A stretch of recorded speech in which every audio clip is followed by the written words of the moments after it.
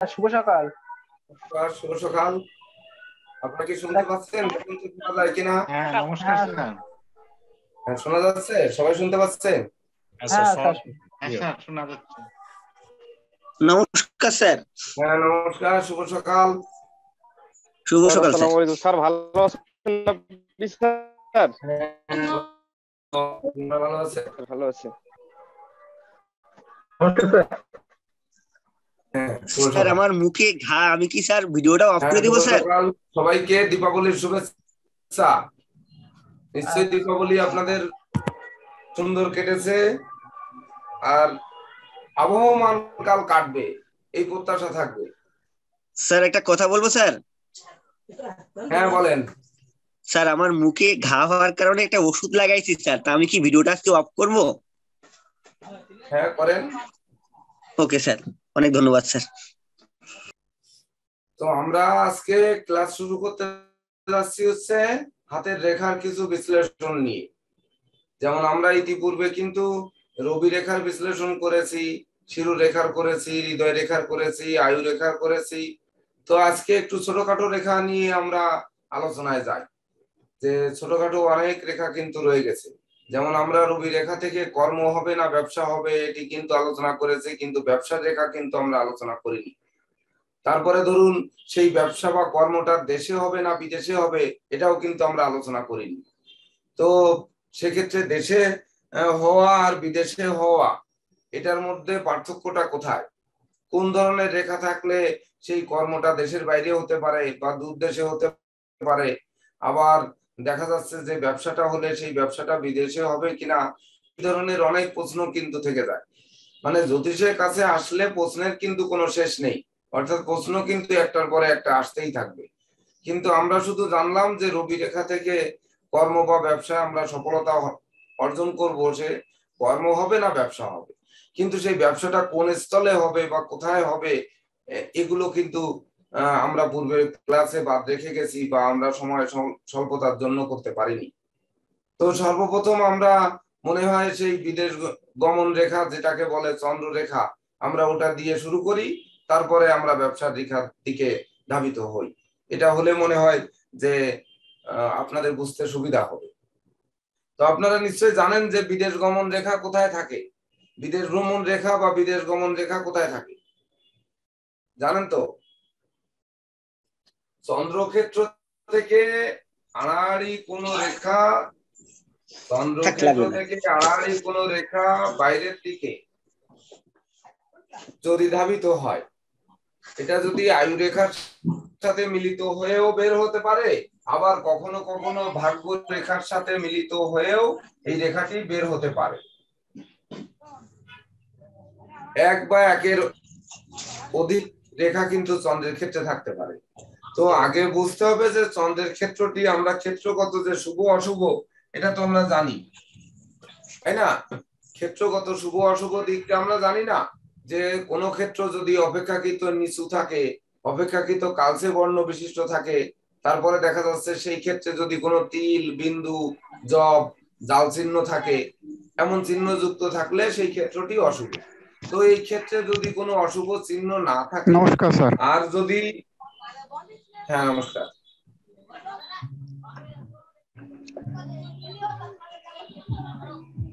কোন ক্ষেত্রে যদি অশুভ চিহ্ন না থাকে আর সেই সঙ্গে যদি শুধুমাত্র বিদেশ ভ্রমণ রেখা থাকে, তাহলে তাদের ধরে নেওয়া যায় যে বিদেশ ভ্রমণ বা বিদেশ গমনটা শুভ হবে।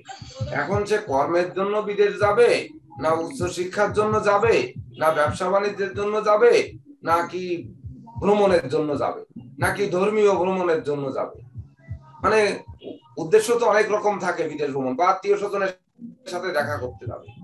তো এইখানে কিন্তু একটা বিষয় রয়ে গেছে যে বিদেশ গমন রেখার সাথে যদি শুক্রের কানেকশন হয়, মানে আয়ু রেখা থেকে কোন রেখা বের হয়ে যদি বিদেশ গমন রেখা বের হয়ে চন্দ্রের দিকে যায়, তাহলে আমরা বুঝবো যে শুক্র মানে পারিবারিক কোন যোগসূত্র, অর্থাৎ পরিবারের কারো মাধ্যমে বিদেশ গমনটা হতে পারে। হয়তো হতে পারে যে পরিবারের কেউ ওখানে আছে, তার সঙ্গে আমরা দেখা করতে যাচ্ছি, সে হতে পারে কিন্তু জীবন সাথী, জীবন সঙ্গী হতে পারে, বন্ধু বান্ধব হতে পারে, পিতামাতাও হতে পারে। এইবার পিতার মাতা হওয়ার ক্ষেত্রে কিন্তু দুটি দিকে নজর রাখতে হবে। যে রবি রেখা থেকে কোন রেখায় এসে যদি চন্দ্রক্ষেত্রে বিদেশ গমন রেখার সাথে মিলিত হয়, রবির ক্ষেত্র থেকে কোন রেখা বেরিয়ে এসে, এই রবি রেখা বেরিয়ে এলো, যদি চন্দ্রের ক্ষেত্রে রেখার সঙ্গে মিলিত হয় কোনো না কোনো ভাবে, বা এর কোনো শাখা রেখা যদি মিলিত হয়, তাহলে বোঝা যাবে যে পিতার সূত্রে আমরা বিদেশে যাব। এইবার মাতার সূত্রে বিদেশে যাব, এটা কিভাবে হবে? এটা চন্দ্রের ক্ষেত্র থেকে কোন রেখা, বিশেষ করে চন্দ্র মানে আয়ু রেখার সঙ্গে মিলিত হয়ে কোন রেখা যদি শাখান্বিত হয়, মানে গোড়ার দিকে শাখান্বিত হয়ে কোন ত্রিভুজ চিহ্ন অঙ্কিত করে, তখন ধরে নেওয়া যাবে যে মাতার সূত্র থেকে আমরা বিদেশে যাব বা বিদেশে বসবাস শুরু করব। তো এই প্রশ্নটি হতে পারে যে শুক্র ক্ষেত্র থেকে ত্রিভুজ চিহ্ন আসছে, মানে ত্রিভুজ চিহ্নের মতো তৈরি হয়েছে, এতে আমার মায়ের কানেকশন কি হলো? শুক্র তো প্রেম, প্রীতি, সম্ভোগ, প্রতিক্রিয়া এইগুলোর মালিক, তো এখানে মায়ের মাতৃত্ব কোথা থেকে এলো?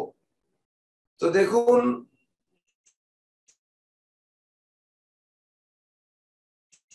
শুক্র হচ্ছে মানে গ্রহ তো চন্দ্র, কিন্তু চন্দ্রকে শুক্র বড় আকারে সাপোর্ট দিচ্ছে, বড় আকারে সাপোর্ট দিচ্ছে। যারা মাতৃশিক্ষায় শিক্ষিত হয়, মায়ের ভাষায় যারা শিক্ষিত হয়, বা মায়ের আদর্শে যারা লালিত পালিত হয়, অর্থাৎ বাবার আদর্শে লালিত পালিত যারা হবে, তাদের রবি রেখা এসে এই বিদেশ গমন রেখার সঙ্গে মিলিত হতে হবে।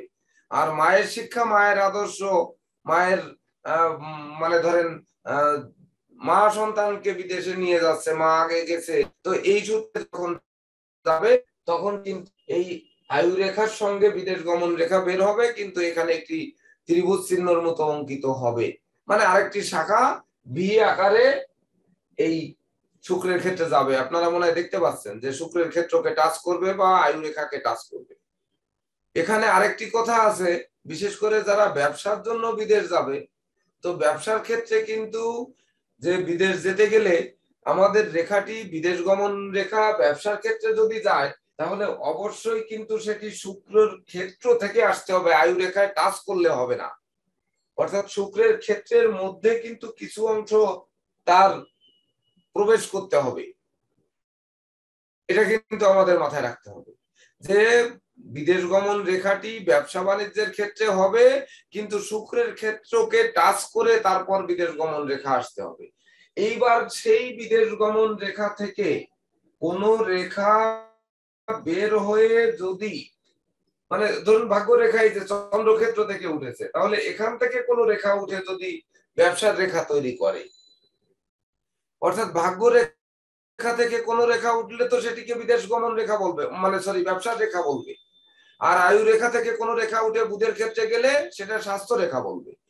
অর্থাৎ ভাগ্য রেখা থেকে চন্দ্রের ক্ষেত্রের মধ্য থেকে, চন্দ্রের ক্ষেত্রটাকে আমরা এই আলাদা করে ফেললাম এই, তাহলে উঠেছে কিন্তু দেখুন বিদেশ গমন রেখায় ভাগ্য রেখা যেখান থেকে যুক্ত, অর্থাৎ চন্দ্রের ক্ষেত্র মধ্যে ভাগ্য রেখা থেকে যদি ব্যবসা রেখা উপরের দিকে উঠে বা বুধের ক্ষেত্রে কোনো রেখা গমন করে, তাহলে আমরা ব্যবসা বাণিজ্যের জন্য বিদেশ যাব, বিদেশে যে ব্যবসা বাণিজ্য শুরু করব, বা আমাদের ব্যবসা বিদেশে বিদেশ রিলেটেড ব্যবসা হবে, হতে পারে আমদানি রপ্তানি ব্যবসা, বা ধরেন বিদেশের সাথে যোগসূত্র আছে এমন কোন ব্যবসা বাণিজ্য হতে পারে, সেটি হতে পারে আমরা যেমন এই ইসের একে ট্রাভেল এজেন্সি বা বিদেশে ভিসা প্রসেসিং, এই ধরনের যে ব্যবসা বাণিজ্য, এগুলোও কিন্তু এর মধ্যে পড়তে পারে। অর্থাৎ চন্দ্রক্ষেত্রের মধ্যে যে ভাগ্য রেখা থাকবে, ভাগ্য রেখা চন্দ্রক্ষেত্র থেকে উঠবে বা আয়ু রেখা থেকে বিযুক্ত ভাবে উঠবে, আয়ু রেখার সঙ্গে মিলিত হয়ে উঠবে না। ভাগ্য রেখা আয়ু রেখার সঙ্গে মিলিত হয়ে উঠলে এবং যদি তার ব্যবসার রেখাও বুধের ক্ষেত্রেও যায়, তাহলে সে কিন্তু বিদেশ রিলেটেড ব্যবসা বাণিজ্যে সে যাবে না। তাকে যেতে গেলে অবশ্যই ভাগ্য রেখা মানে আয়ু রেখা থেকে বিযুক্ত থাকতে হবে, সে যতটুকু ফাঁকা থাকতে হবে। আর এবার চন্দ্রের ক্ষেত্রের মধ্যে সেই ভাগ্য রেখার সঙ্গে মিলিত হয়ে ব্যবসার রেখা উঠতে হবে। এটা বুঝতে পেরেছেন তো আপনারা? বুঝতে হ্যাঁ, জি স্যার। পেরেছেন? জি স্যার। হ্যাঁ হ্যাঁ স্যার, বুঝতে পেরেছি। আচ্ছা, যদি তাই আমরা বোঝা যায়, এইবার আমরা বিদেশে গিয়ে কতটা সফল হব না বিফল হব, আমরা বিদেশের যে ব্যবসা করব সেই ব্যবসায় সফল হব নাকি আমরা বিদেশে ব্যবসা করতে গিয়ে সর্বশান্ত হব, এটি কিন্তু আমাদের জানার দরকার।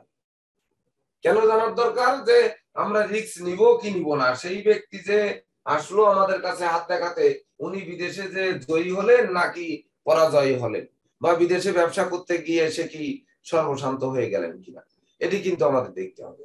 তো এইবার আমরা আসবো যে ভাগ্য রেখা, ব্যবসা রেখা সবই চন্দ্রক্ষেত্র থেকে উঠলো, কিন্তু বিদেশ গমন রেখার মাঝখানে হয়তো একটি জব চিহ্ন হলো, বা বিদেশ গমন রেখার উপরে ক্রস চিহ্ন থাকলো, বিদেশ গমন রেখার উপর তিল চিহ্ন থাকলো, বা বিদেশ গমন রেখাটি কাটা বা বাঁকা এমন হলো। এইবার বিদেশ গমন রেখা বা চন্দ্রের ক্ষেত্রে ক্রস চিহ্ন থাকলো বা জাল চিহ্ন অঙ্কিত থাকলো, এর কোনো একটি যদি থাকে, তাহলে কিন্তু আমাদের সেই বিদেশ গমনে বাধা সৃষ্টি হবে, বা বিদেশে আমাদের যে উদ্দেশ্য, হয়তো আমরা লেখাপড়ার জন্য যাচ্ছি, লেখাপড়ার জন্য যেতে গেলে কি হতে হবে, লেখাপড়ার জন্য যদি আমাদের বিদেশ যেতে হয় উচ্চশিক্ষার জন্য, তখন কিন্তু রবির কানেকশন থাকতে হবে, ওই রবি রেখা আপনার সেই চন্দ্রের ক্ষেত্রে আসতে হবে, তবেই না কিন্তু আমরা উচ্চশিক্ষার্থে বিদেশ গমন করব। তো সেটির মধ্যে রবি রেখা এলো সুন্দরভাবে, কিন্তু চন্দ্রের ক্ষেত্রটাই দুর্বল, তখন দেখা যাচ্ছে আমাদের বিদেশে যে আর পড়াশোনা ভালো লাগছে না, আমি ওখানে যে আর পড়তে পারছি না, আমাদের মন বসছে না, বা আমরা এই সাবজেক্ট আর চালাতে পারছি না, এই সাবজেক্ট আর পড়বো না, এই ধরনের মানে মতিভ্রম তৈরি হয়ে আমরা সেখান থেকে গুটিয়ে আবার দেশে ফিরে আসলাম। মাঝপথে কি হলো, বাবার এক গাদা টাকা হলো, হলো, আমার লস হলো, অথচ কিন্তু আমরা সফল হলাম না, এটা কিন্তু ঘটবে। নমস্কার। হ্যাঁ নমস্কার স্যার। বুঝতে পারেনি? নমস্কার। হ্যাঁ নমস্কার। মোবাইলে চার্জ ছিল না স্যার, এই জন্য জয়েন করতে দেরি হলো স্যার। আচ্ছা ঠিক আছে, ঠিক আছে। ঠিক আছে স্যার। তো বুঝতে পেরেছেন তাহলে যে চন্দ্র ক্ষেত্র মূলত হচ্ছে চন্দ্র আমাদের বিদেশ গমন করাবে।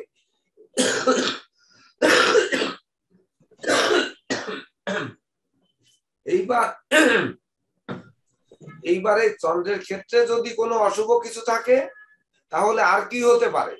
বিষাক্ত কীটের দংশন হতে পারে, কুকুর, বিড়াল, সাপ এগুলোর কামড় খেতে হতে পারে, শরীরে বিষক্রিয়া হতে পারে, বা জলে ডুবা হতে পারে, জলে দুর্ঘটনা হতে পারে, জলজ কোনো ব্যাধি হতে পারে, এগুলো কিন্তু এই চন্দ্রই কিন্তু করবে।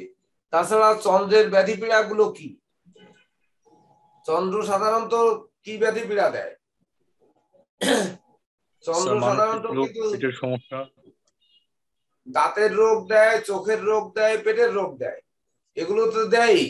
আবার চন্দ্র শুক্রের কানেকশনে নারী জাতির ফিমেল ডিজিজের প্রবণতা বাড়িয়ে দেয়, ওদিকে ধাতুগত প্রবলেমকেও কিন্তু বাড়িয়ে দেয়।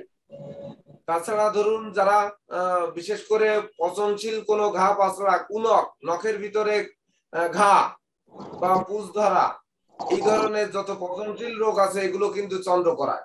আবার আমরা পানি কামড়ির নাম শুনেছি মনে হয়, পানি কামড়ি, পাট, যারা ওই পাট ক্ষেতের কি উপন্যাস যেন, ছোট গল্প 8-9 মনে হয় পড়েছেন, যে পাট কাটতে গিয়ে তারা পানি কামড়ি পোকা, এই পোকা লেগে তারপরে প্রচন্ড ঘা হতো শরীরে। স্যার যোগ গল্প, স্যার যোগ গল্পে আছে, আবু ইসাকের লেখা।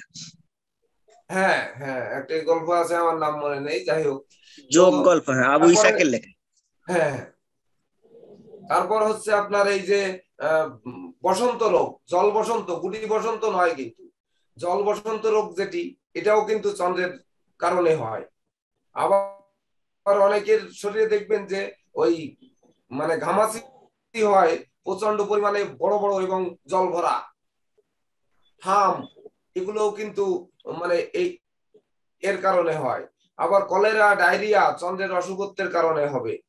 অর্থাৎ পেট রিলেটেড যে কোনো রোগ বা যে সকল ব্যাধিতে মানে জলজ ক্রিয়া, জলের সাথে সম্পর্ক আছে, এমন রোগ ব্যাধি কিন্তু দেখা দেবে এই চন্দ্র অশুভ থাকলে।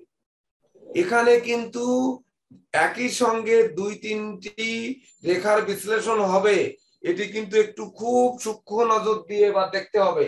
ধরুন আমরা, এটা আলাদা ক্লাস হওয়ার কথা, কিন্তু এখানে এসে গেছে আলোচনায়, না করলে নয়। এই রেখাটিকে আমরা কি বলি? আমরা মার্শাল রেখা বলি না? আয়ু রেখার হ্যাঁ স্যার। অনুগামী রেখা বা মার্শাল রেখা বলি। জি স্যার। হ্যাঁ বলি তো। জি স্যার। জি স্যার। এইবার নিঃসন্দেহে মার্শাল রেখা তো শুভ রেখা, এটার তো কোনো অশুভ ফল দেওয়ার নেই। আয়ু রেখার সমস্ত দোষ ত্রুটি সে দূর করে। এইবার যদি মার্শাল রেখার মাঝখানে কোথাও চতুষ্কোণ তৈরি করে, মানে আয়ু রেখার সঙ্গে মিলিত হয়েছে কোথাও কোনো রেখা গিয়ে, তাহলে যে বয়সে এই রেখাটি যুক্ত হয়েছে ওই বয়সে দেখবেন ওই চতুষ্কোণে যাদের বাড়ি ক্রয় করার স্বপ্ন, গাড়ি ক্রয় করার স্বপ্ন, ফ্ল্যাট ক্রয় করার স্বপ্ন, নতুন ব্যবসা ক্রয় মানে চালু করার স্বপ্ন, এগুলো কিন্তু বাস্তবায়িত হবে। কিন্তু দেখতে হবে ওই চতুষ্কোণের ভিতর থেকে কোন রেখা বের হয়ে, এই চতুষ্কোণের ভিতর থেকে কোন রেখা যদি বের হয়ে চন্দ্রের ক্ষেত্রে যায়, এত শুভ কারক রেখা, যে রেখাটি বা যে চতুষ্কোণটি আমাদের বাড়ি গাড়ির স্বপ্ন পূর্ণ করে বা জীবনের সমস্ত চাওয়া পাওয়াকে পূর্ণ করে, সেই রেখার মাঝখান থেকে যদি একটি রেখা মাত্র চন্দ্রের ক্ষেত্রে আসে, তাহলে এর মতো ধ্বংসকারী রেখা কিন্তু আর নেই। আপনারা নিশ্চয়ই শুনেছেন যে অনেকে বাড়ি থেকে উচ্ছেদ করা হয়েছে, বাড়ি গ্রাস করা হয়েছে, শত্রু কর্তৃক গ্রাস করেছে, দোকানপাট ব্যবসা বাণিজ্য গ্রাস করেছে, তাকে জীবনের ভয়ে পালিয়ে চলে যেতে হয়েছে।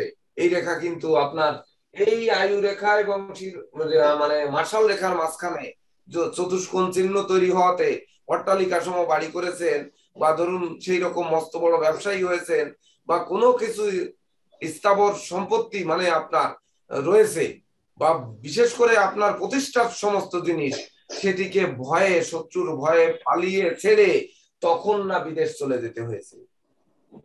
এটা কিন্তু ঘোর অশুভ চিহ্ন। এর মতো অশুভ চিহ্ন আর আছে কিনা সন্দেহ। যদি থাকে তো বড় জোর হাতে কিন্তু 10টির একটি, তো 10টির মধ্যে যদি একটি হয়, তার প্রথম 3টির মধ্যে একটি হচ্ছে এটি, যে সারা জীবন ধরে আমরা যা করলাম সেগুলোকে ফেলে রেখে আমাদের পালিয়ে চলে যেতে হচ্ছে বিদেশে ছেড়ে। এটা কিন্তু মানে কোন রকমের আনন্দদায়ক বা ভালো কিছু হতে পারে না, এটা অবশ্যই শোকের বা ধ্বংসের। এবার আপনাদের প্রশ্ন হতে পারে যে আমরা ইতিপূর্বে কিন্তু দেখেছি, যেমন ধরুন মায়ানমার থেকে রোহিঙ্গা রা অত্যাচারিত হয়ে দেশে ফিরে আসছে, সব রোহিঙ্গার হাতে কি এই রেখা আছে? এটি কিন্তু একটি প্রশ্ন থাকতে পারে। তারা তো সব বাড়িঘর দরজা ছেড়ে পালিয়ে চলে আসছে, আসছে না? আসছে সবাই তো আসছে তো। হ্যাঁ স্যার। আবার আসছে স্যার। আমাদের থেকে আমরা সেই 71 সালে স্বাধীনতার সময় অনেকেই কিন্তু ঘর বাড়ি আত্মসাৎ হয়ে গেছে, তারা কিন্তু পালিয়ে দেশের বাইরে বা ভারতে আশ্রয়, পার্শ্ববর্তী রাষ্ট্রে বিভিন্ন জায়গায় গিয়ে আশ্রয় নিয়েছে। যেমন আফগানিস্তান থেকে এখন আশ্রয় নিচ্ছে, ইরাক থেকে বিভিন্ন দেশে আশ্রয় নিয়েছে, তারপর লিবিয়া থেকে আশ্রয় নিয়েছে। তো সবার হাতে কি এই আসলে চতুষ্কোণ রেখার ভিতর থেকে রেখা আছে? এটি একটু জরিপ করে দেখার প্রয়োজন আছে। কিন্তু এক্ষেত্রে আমরা 2-1টি যদি জরিপ করে দেখি তবেই না কিন্তু বুঝতে পারবো। তো আপনাদের আত্মীয় স্বজন যদি বা বন্ধু বান্ধব পরিচিত জনের মধ্যে কেউ যদি যেয়ে থাকে, এমনটি যদি ঘটে থাকে যে তার হাতে মার্শাল রেখা আছে, মার্শাল রেখা আর আয়ু রেখার মধ্যে চতুষ্কোণ তৈরি হয়েছে, সেখান থেকে কোন রেখা বেরিয়ে চন্দ্রের ক্ষেত্রের দিকে ধাবিত হয়েছে বা চন্দ্রের ক্ষেত্রে প্রবেশ করেছে, এমন কোন রেখা তার আছে কিনা। তাহলে এই যে লাখো লাখো রোহিঙ্গা একসঙ্গে চলে আসছে, সবার এটি থাকতে পারে, এটা কিন্তু কেমন একটু মানানসই হয় না, মেনে নেওয়া যায় না। আবার ধরেন 1947 সাল থেকে বাংলাদেশ থেকে যত পরিমাণ হিন্দু মানে ইসে ভারতবর্ষে গেছে, বা ভারতবর্ষ থেকে অন্তত অনেক ইসলাম ধর্মাবলম্বীরা ধরেন এই দেশে আসছে, বা পাকিস্তান থেকে দেশে আসছে, দেশ থেকে পাকিস্তানে গেছে। তো এর ভিতরে এই যাওয়া না যাওয়ার মধ্যে অনাকাঙ্ক্ষিত যাওয়া মানে অপ্রত্যাশিত যাওয়া, যে যাওয়াটা, এই যাওয়াটার মধ্যে কিন্তু এই রেখা থাকবে, স্বেচ্ছায় যাওয়ার মধ্যে নয়। তো যখন স্বেচ্ছায় যাওয়ার মধ্যে নয়, তাহলে অস্বেচ্ছায় তো সব রোহিঙ্গারাই আসছে। আমার প্রশ্ন হচ্ছে এখানে, তাহলে সবার হাতে এই রেখা আছে কি নেই, এটা আমাদের কিন্তু পরীক্ষা করতে হবে। এর বিকল্প আরেকটি চিহ্ন আছে, যেই রেখা, সেটাও কিন্তু গৃহবাড়ি ত্যাগ করিয়ে তারপরে আপনাকে আশ্রয় নিতে হবে পরগৃহে বা পরদেশে বা মানে দূর কোনো স্থানে আপনাকে আশ্রয় নিতে হবে। এটি কিন্তু আরেকটি রেখাও কিন্তু তার সঙ্গে নির্দেশ করে। সেটি কি? সেটি তখন হবে যে শুক্রের ক্ষেত্রে যদি কোনো চতুষ্কোণ তৈরি হয়, ধরুন মার্শাল রেখা আসেনি, আয়ু রেখার উপরে চতুষ্কোণ চিহ্ন, এটা তো নিঃসন্দেহে শুভ রেখা। মার্শাল রেখা নেই, আয়ু রেখার উপরে চতুষ্কোণ চিহ্ন, মানে আয়ু তাকে বাড়িয়ে দেবে, রোগ ব্যাধির হাত থেকে বাঁচাবে, মানে তার সুখ শান্তি সমৃদ্ধি বাড়াবে। কিন্তু আয়ু রেখার বা শুক্রের ক্ষেত্রের ভিতরে কোনো চতুষ্কোণ চিহ্ন আয়ু রেখাকে ঘেঁষে যদি তৈরি হয়, সেই চতুষ্কোণ চিহ্নর ভিতর থেকেও যদি কোনো রেখা চন্দ্রক্ষেত্রে যায় বা ওই চতুষ্কোণকে টাচ করে যায়, তাহলেও কিন্তু তার অনাকাঙ্ক্ষিত বিদেশ মানে ওই গৃহবাড়ি ছেড়ে তাকে ত্যাগ করে যেতে হবে, মানে বাধ্যতামূলক বাই ফোর্স তাকে ত্যাগ করাবে। আরো হতে পারে যে শুক্রের ক্ষেত্রে আয়ু রেখার গোড়ায় ত্রিভুজ চিহ্ন অঙ্কিত হয়েছে, এটা প্রায় হাতে কিন্তু দেখা যায়।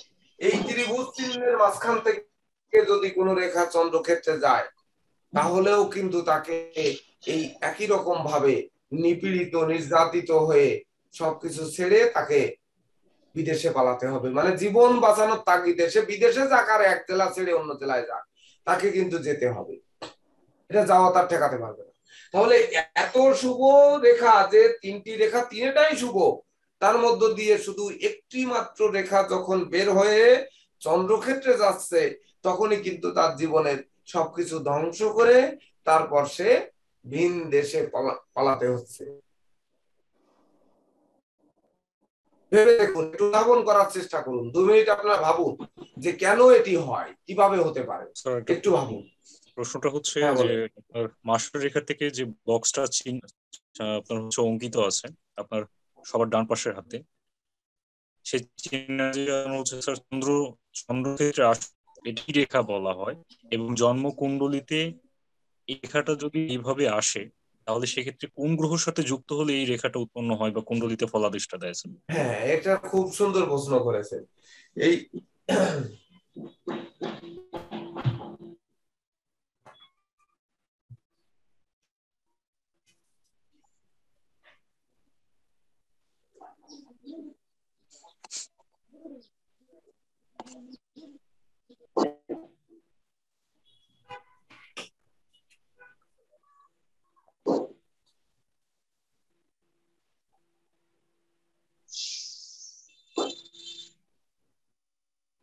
এখানে হচ্ছে নিপীড়িত হয়ে কেউ দেশের বাইরে গেছে এমন কারো জন্মছক যদি দিতে পারতেন খুবই ভালো হতো, তো দরকার নেই। ধরুন লগ্নটি কর্কট, এর চতুর্থ ঘর কই? চতুর্থ ঘরের অধিপতি শুক্র। এইবার লগ্নপতি চন্দ্র, এর উপরে যদি রাহু অবলিক শনি বা বৃহস্পতি, এর কোনটির দৃষ্টি থাকে, বা এই তিনটিও যদি এখানে এসে যুক্ত হয়, বা কোন ঘরে থেকে রাহু শনি বৃহস্পতির দৃষ্টি যদি চন্দ্র শুক্রের পরে পড়ে, মানে চতুর্থ গৃহে চন্দ্র শুক্র যুক্ত থাকবে। সেই চন্দ্র শুক্র যদি পাপ যুক্ত, পাপদৃষ্ট বা কি হতে পারে, মানে পাপযুক্ত আর পাপদৃষ্ট হয়, তখন না কিন্তু এই হাতেও কিন্তু এই একই ধরনের রেখা তাদের হাতে থাকার সম্ভাবনা অনেকাংশে বেশি। শুক্র যদি কর্কটে যায় আর বৃহস্পতি যদি নিজস্থ হয়ে মকরে যায়, সেক্ষেত্রে রেজাল্টটা কি সেম হবে? কেন হবে না? এই যে তখন তো রাহু শনিও এখানে শক্তিশালী থাকবে। এবার যদি আপনারা নিয়ে আসেন, হ্যাঁ আমরা লগ্নের চতুর্থ তো বুঝে নিলাম, আমরা লগ্নের চতুর্থে বুঝে নিলাম। আপনি যেমন বললেন যে চন্দ্র চতুর্থে আছে, না স্যার আর শুধুমাত্র শুক্র ওখানে শুক্র চতুর্থে থাকবে, ওখানে শুধু শুক্র কে থাকবে থাকবে? শুক্র থাকবে শুধুমাত্র কর্কটে শুক্র শুক্র থাকবে, থাকবে, আর চন্দ্র থাকবে স্যার তুলাতে। শুধুমাত্র শুক্র থাকবে না, চন্দ্র শুক্রের যুক্ত থাকতে হবে চতুর্থে, ও আচ্ছা চতুর্থ স্যার। ভাবে চন্দ্র শুক্র যুক্ত থাকতে হবে, চন্দ্রকে না থাকলে হবে না। এইবার চন্দ্র ধরুন তার নিজ গৃহে আছে শুক্র যুক্ত হয়ে, তাহলে চতুর্থ ঘর মানে হচ্ছে তার মেষ লগ্ন, তার মানে তার লগ্ন মেষ। এইবার যদি এখানে আপনার শনি যুক্ত, রাহু যুক্ত বা বৃহস্পতি যুক্ত থাকে, বা এখানে রাহু শনি শনি বৃহস্পতি থাকে, কি হবে? এইবার এখানে বৃহস্পতি তুঙ্গস্থ আছে, কিন্তু তুঙ্গস্থ থেকে শুক্রের সঙ্গে কিন্তু গুরু চণ্ডালী দোষ তৈরি করেছে। দেখুন জি স্যার। চন্দ্র একাশে নিজ গৃহে বসে আছে শক্তিশালী, গৃহকে সে কিভাবে রক্ষা করবে? রাহু তো তাকে চন্দ্রগ্রহণ তৈরি করেছে, রাহু তার চন্দ্রকে গ্রাস করে ফেলেছে, তাহলে সে শক্তিশালী থাকতে পারছে না। সেখানে শনি গিয়ে আর এক ব্যাঘাত সৃষ্টি করেছে না উপকার করেছে? এখানে শনি এখানে কি উপকার করেছে, বা শনির দৃষ্টি দিয়ে সক্ষেত্রগত শনির দৃষ্টি দিয়ে উপকার করেছে? এর কোনটি কি উপকার করেছে? এখানে ঘরে থেকে পরস্পর শুক্র তো চণ্ডাল সম্পত্তি গ্রহ, স্যার। শুক্র তো চণ্ডাল গ্রহ, দৈত্য কুলগুরু, তাই তো? আবার শান্তির গ্রহ, সুখ শান্তি সমৃদ্ধির গ্রহ। কিন্তু যখন বৃহস্পতি শুক্র যুক্ত হয় তখন আমরা একটি যোগ কিন্তু বলি গুরু চণ্ডাল যোগ, বলি না? তো এই যোগ কি কখনোই শুভ ফল দেয়? সেখানে যদি রাহু শনি একই সঙ্গে যুক্ত থাকে তাহলে কিভাবে সে শুভ ফল দিবে বলেন? এইবার মেষ লগ্নের ক্ষেত্রে ধনপতি আর সপ্তমপতি শুক্র, সে শুভকারক গ্রহ চতুর্থে বসে আছে, তাহলে উনি শক্তিশালী হয়ে বসে আছে। কিন্তু দৈত্যগুরু আর দেবগুরু দুইজনের যখন যুদ্ধ হবে তখন দেবগুরু জয়ী হবে না দৈত্যগুরু জয়ী হবে? কে জয়ী হবে বলেন, একটু বলেন তো। ডিগ্রি নক্ষত্র এবং ভাব আসলে যে স্বরাশিতে বসে আছে ডিগ্রি নক্ষত্র বাদ দেন, দেবতাদের গুরু জয়ী হবে না দৈত্যদের গুরু জয়ী হবে? বাস্তব কলিযুগের কথা বলে, এখনকার মানে আমাদের দেশের অবস্থানের কথা বলে। ডাকাত স্যার, ডাকাত। শুক্র হবে স্যার। স্বর্গ বাদ দেন, স্বর্গ বাদ দেন, এটা স্বর্গে দেবতারা, স্বর্গে আমাদের ওটা বাদ দেন। এখন স্যার বর্তমান যারা বদমাইশ তারাই যেতে স্যার, হ্যাঁ, যারা বদমাইশি করে তারাই জিতে যায় স্যার এখন। অর্থাৎ শুক্র জয়ী হবে, বৃহস্পতি পালাবে। আর বৃহস্পতি হচ্ছে আপনি, আপনি গৃহবাড়ি ত্যাগ করে পালাবেন, আপনি হচ্ছে বৃহস্পতি। কারণ বৃহস্পতি কিন্তু মেষ লগ্নের ভাগ্য এবং দ্বাদশপতি। দেখুন সে চতুর্থ ভাবে বসে আছে, আপনি নম্রভদ্র মানুষ, আপনি শান্তশিষ্ট মানুষ, আপনি ধার্মিক মানুষ, আপনি যোগী মানুষ, চতুর্থে শনি বসে আছে আপনাকে, কিন্তু আপনার সেই যদি ওই চণ্ডালের মতো শুক্রের মতো মানে দৈত্যের মতো শক্তি যদি আপনার থাকতো তাহলে এই যোগ তৈরি করতো না, এমন যোগ তৈরি করতো না, দৈত্যের মতো শক্তি যদি আপনার থাকতো। কিন্তু তা নেই, তাহলে কি করতেন? দৈত্য দখল করতে আসছে আর আপনি দেখা যাচ্ছে উল্টে। যেমন আমার জীবনে একটি কাহিনী দেখেছিলাম, তখন বিএল কলেজে ভর্তি পরীক্ষা দিতে গেছি। ভর্তি পরীক্ষা দিতে গেলে এইবার বিএল কলেজের ভিপি হচ্ছে সাগর পাল, বাড়ি আমাদের বাড়ির পাশে, নদীটা পার হলে সগুনায় বাড়ি। তো সাগর পালকে অ্যারেস্ট করার জন্য পুলিশ এসে অ্যারেস্টিউ বলে দুটি হ্যান্ডকাপ ধরেছে পুলিশে, তিনজন পুলিশ এসে, দুইজন অস্ত্র ধরেছে আর একজন হচ্ছে হ্যান্ডকাপ নিয়ে তাকে হ্যান্ডকাপ করাবে। তো আমি যাচ্ছি ভর্তি পরীক্ষা দিতে, শালার কলেজে পড়বো, তো একটা সেইখানে যে দেখি আরে বাপরে পুলিশ অ্যারেস্ট করছে, আর লোকজন ছাত্র ছাত্রীরা মানে ছাত্র নেতা তো অনেক ঘিরে চলে আসছে। সাগর দুই পকেট থেকে দুটো রিভলভার বের করে, মানে খুব শক্তি, পুলিশের থেকে 10 গুণ শক্তিশালী রিভলভার বের করে বলে যে অ্যারেস্ট দেখ এই, এবং তাক করে উপরের দিকে দুটো তিনটে গুলি আগে মেরে দিয়েছে, মেরে দিয়ে তারপরে বলছে,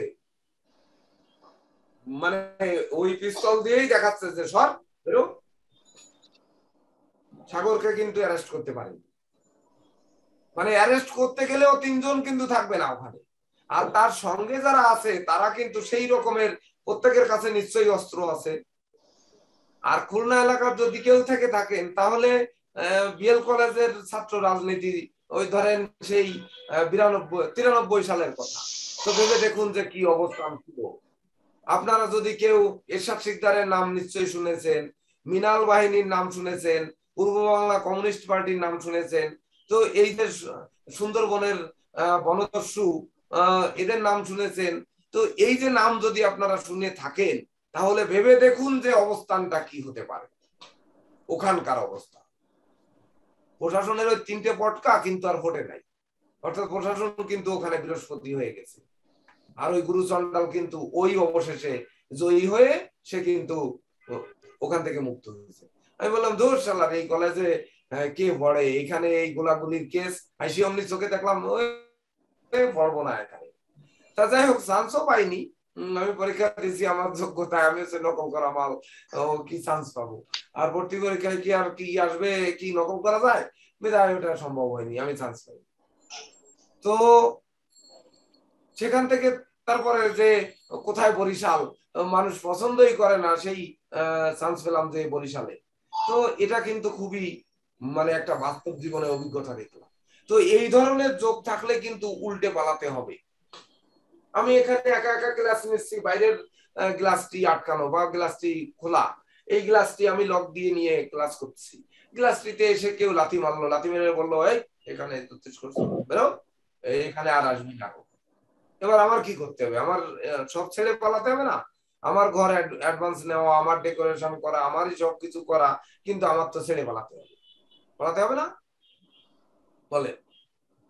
তো এই ধরনের রেখা যখন থাকবে বা এই ধরনের যোগ যখন তৈরি হবে, দেখুন যোগটা কত খারাপ, ভেবে দেখুন তো, দেখুন যোগটা কত খারাপ। এইবার সূর্য বীর্য ঐশ্বর্যের মালিক হচ্ছে মঙ্গল। এইবার মঙ্গলটি যদি এই প্ল্যানেটে কখনো ষষ্ঠ অষ্টম দ্বাদশে থাকে তাহলে কি হবে? বা মঙ্গলের দৃষ্টিটা যদি এর উপরে পড়ে তখন কি হবে? মঙ্গল ধনুতে আছে, এই মঙ্গল অষ্টম দৃষ্টি পড়েছে আপনার শুক্র চন্দ্রের উপর, ওদিকে শনি বৃহস্পতি রাহুর দৃষ্টি পড়েছে তার উপর, কি করবে?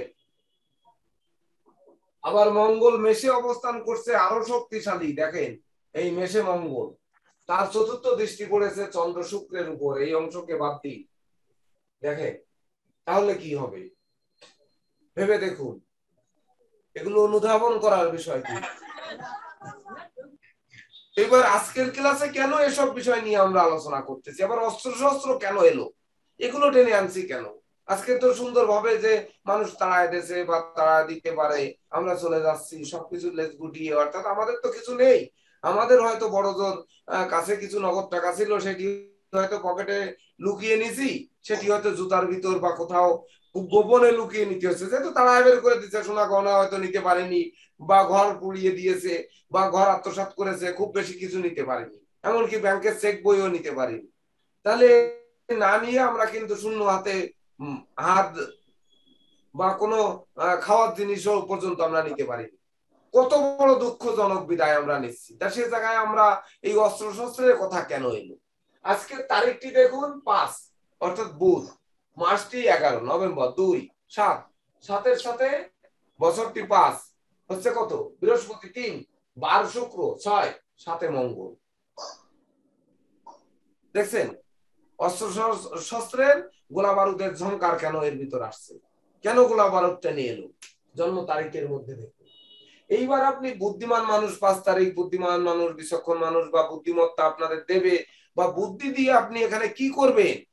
আপনার ক্ষমতা যদি না থাকে, মেষ লগ্নের 3য় এবং ষষ্ঠপতি বুধ, কোথায় থাকলে বুধ রাজ্য দিয়ে বুদ্ধির কৌশলে আপনি এটি টিকাতে পারবেন? কোন ঘরে থাকলে? আছে কোন ঘর যে এই বুধ সে একক শক্তি দিয়ে কিছু করতে পারে?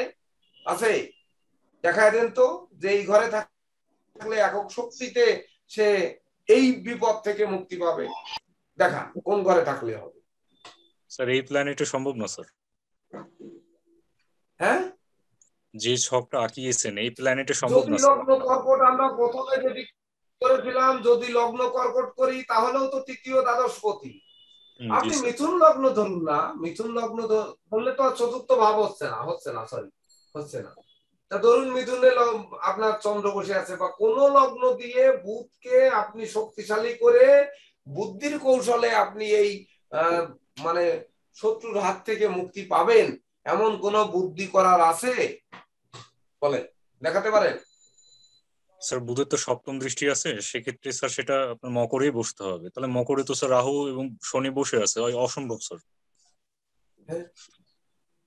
এবার রাহু শনি মকরে বসলো না, দরকার নেই, রাহু শনিকে সরিয়ে দিন, দিলাম রাহুর দৃষ্টিটা শুধু ফেলিয়ে দিই। তাহলে রাহুকে আমি এখানে বসালে নবম দৃষ্টি পড়তেছে, এই রাহু পড়ছে না নবম দৃষ্টি? শনিকে এখানে বসায় দিলাম, শনি তৃতীয় দৃষ্টি পড়ছে, পড়ছে তো। এইবার বৃহস্পতির নবম দৃষ্টি, বৃহস্পতিকে এখানে বসায় দিলাম, নবম দৃষ্টি পড়লো। এবার আপনি বুধকে কোথায় বসাবেন বলেন? বুধকে কোথায় বসাবেন বলেন? স্যার অপশন তো একটাই, দৃষ্টি দিলে স্যার হচ্ছে মকরেই যাবে। হ্যাঁ হয়তো স্যার হয়তো কর্কটে বসতে হবে, নয়তো স্যার মকরে বসতে হবে, অর্থাৎ দৃষ্টিপ্রাপ্ত হতে হবে, নয়তো স্যার বসলে বুধ কি হবে? রাহুর দৃষ্টিতে বুধ কি হবে? কি কি কি আর হতে পারে? আর বুধ শুক্রের যুক্তি তো একবারে কখনোই শুভ ফল দাতা নয়। জি স্যার। বুধ আর শুক্রের যুক্তি তো কখনোই শুভ ফল দাতা নয়, এটা তো কিছু করতে পারবে না। জি স্যার। এটা তো জীবন ধ্বংসকারী একটি যোগ। জি স্যার। কোন ঘরের ক্ষেত্রে বুধ শুক্র যুক্তি কখনোই শুভ ফল দেবে না। এমনকি সেই বুধের দশাকাল বা শুক্রের দশাকাল, আবার বুধের দশায় শুক্রের অন্তর বা শুক্রের দশায় বুধের অন্তর্কাল, এটাও কিন্তু কোনো ক্রমেই শুভ ফল দেবে না। তো তখন কি হবে? তাহলে কি দেবে, কি করবে? এবার দেখুন যে হ্যাঁ, মার্শাল রেখার মাঝখানে চতুষ্কোণ চিহ্ন থাকছে, এটি আমাদের জীবনের সকল স্বপ্ন পূর্ণ করে দিচ্ছে। এখানে প্রশ্ন হচ্ছে কত বছর বয়সে করবে। তো এটা তো সহজ, আমার এই চতুষ্কোণটি আয়ু রেখার যে বয়স, সেই বয়সের মধ্যে কোন জায়গায় চতুষ্কোণটি হয়েছে, সেই জায়গা অনুযায়ী তাকে সেই বয়সে গিয়ে তার নিজস্ব উপার্জনে, নিজস্ব বাড়ি গাড়ি ব্যবসা বাণিজ্য যা কিছু স্বপ্ন পূরণ, সেটা ওই বয়সে তাকে করে দেবে, যেহেতু ঘর তৈরি করেছে, অর্থাৎ স্বপ্ন তার পূর্ণ করে দেবে সেই বয়সে। আমাদের প্রশ্ন ছিল সেই স্বপ্ন ভেঙে দিতে পারে একমাত্র শত্রুকারী রেখা, যে কোনো রেখা বেরিয়ে যদি চন্দ্রের ক্ষেত্রে যায় কখনো। এক্ষেত্রে কোনো গ্রহ শুভ থেকে আপনার মানে আপনাকে ঠেকানোর মতো, আপনি এই প্ল্যানেটে দেখান না, যত রকম প্ল্যানেট দেখাবে, আপনি একটু দেখান না যে এই প্ল্যানেটটাই তার সাথে মুক্ত হতে পারে। কয়জন ওই সাগর তৈরি হবে যে সাগর দুটি রিভলভার বের করে সেই পুলিশকে তাড়াবে? তা পুলিশকে তাড়াইলো না এখনকার মতো তাড়ালো, পরে যখন র্যাব আসবে, যখন সেনাবাহিনী আসবে তাকে ধরতে, তখন কি করবে বলেন? এখন না পুলিশ সরে গেল। মেষ লগ্ন সাপেক্ষে নবম প্রতি বৃহস্পতি যদি বাঁচাতে না পারে স্যার, কোনো ক্ষমতা নেই স্যার। বৃহস্পতি তো এখানে বাঁচাতে পারছে না, বৃহস্পতি তো শুক্রের জ্যোতি বা দৃষ্টিতে তখনই তো সেই বৃহস্পতি নির্জীব হয়ে যাচ্ছে। আর কেউ পারবে না স্যার, অসম্ভব। শুক্রের উপর যখনই দৃষ্টি দিচ্ছে তখনই, আর লগ্নের ক্ষেত্রে বৃহস্পতি অষ্টমে বসেই তো সে নবম দৃষ্টি দিচ্ছে।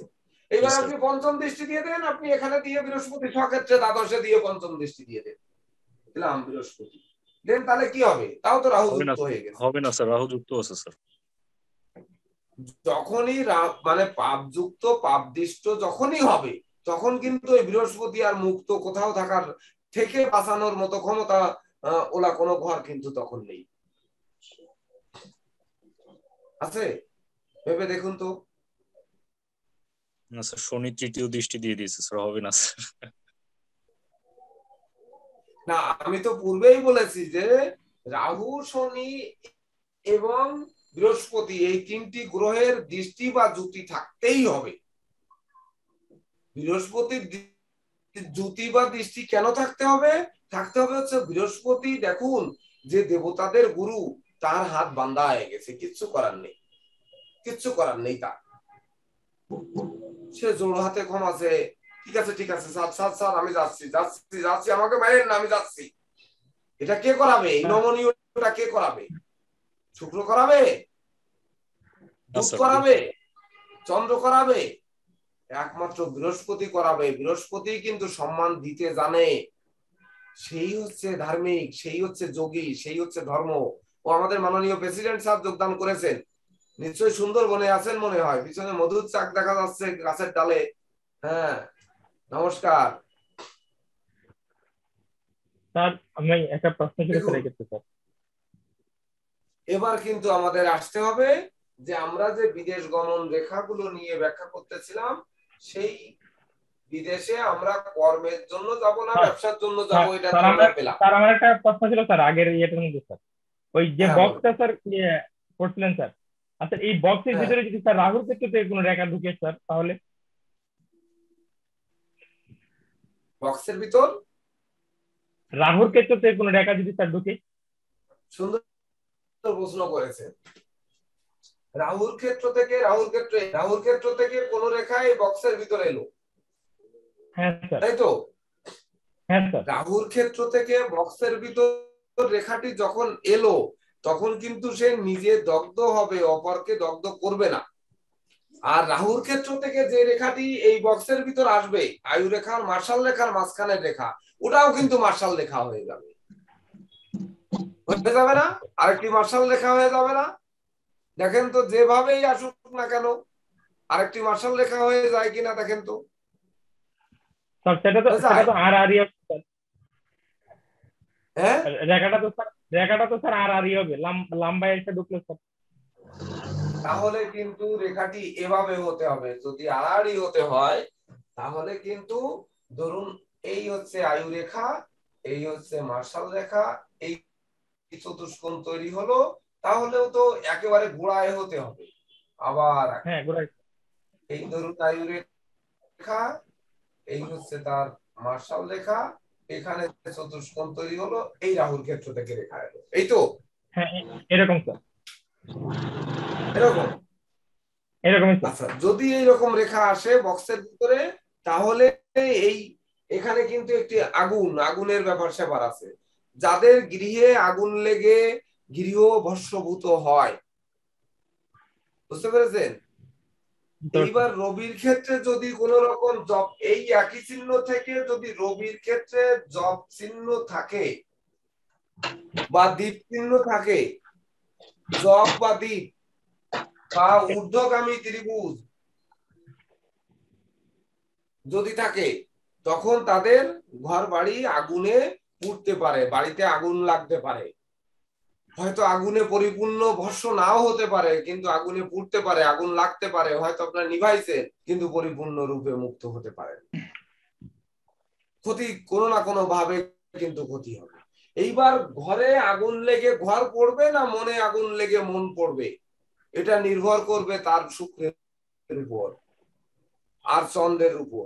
এইবার চন্দ্র আর শুক্র যদি ভালো থাকে বা খারাপ থাকে, তখন কিন্তু মন পড়বে। শুক্র যদি খারাপ থাকে তাহলে তার জীবন সঙ্গীর দ্বারা মন পুড়ে ছারখার হয়ে যাবে। আর যদি চন্দ্র খারাপ থাকে তাহলে মা দ্বারা, ওই আছে না, মা সন্তানকে ডাস্টবিনে ফেলে যাচ্ছে, মা সন্তানকে দেখা যাচ্ছে ত্যাগ করে যে আর একটা বিয়ে করছে, এমনটি ঘটছে না? ঘটছে? এমন কিছু কিন্তু ঘটতে পারে।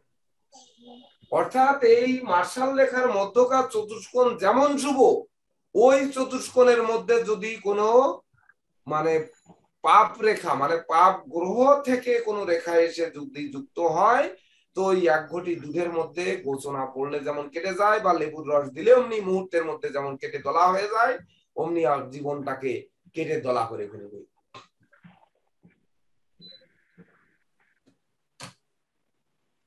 বুঝাতে পেরেছি? স্যার একটা কোশ্চেন আছে স্যার।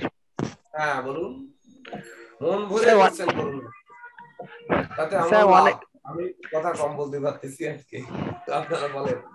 স্যার অনেকের হাতে দেখেছি যে এই ভ্রমণ রেখা নেই, তবু তাদের বিদেশ ভ্রমণ হচ্ছে, এটা কি করে সম্ভব?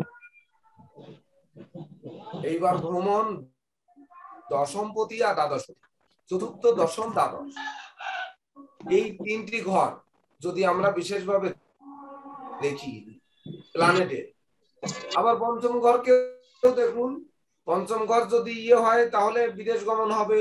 পঞ্চম দ্বাদশপতি যদি শুভযোগ তৈরি হয় তাহলে উচ্চশিক্ষার্থে বিদেশ যাবে।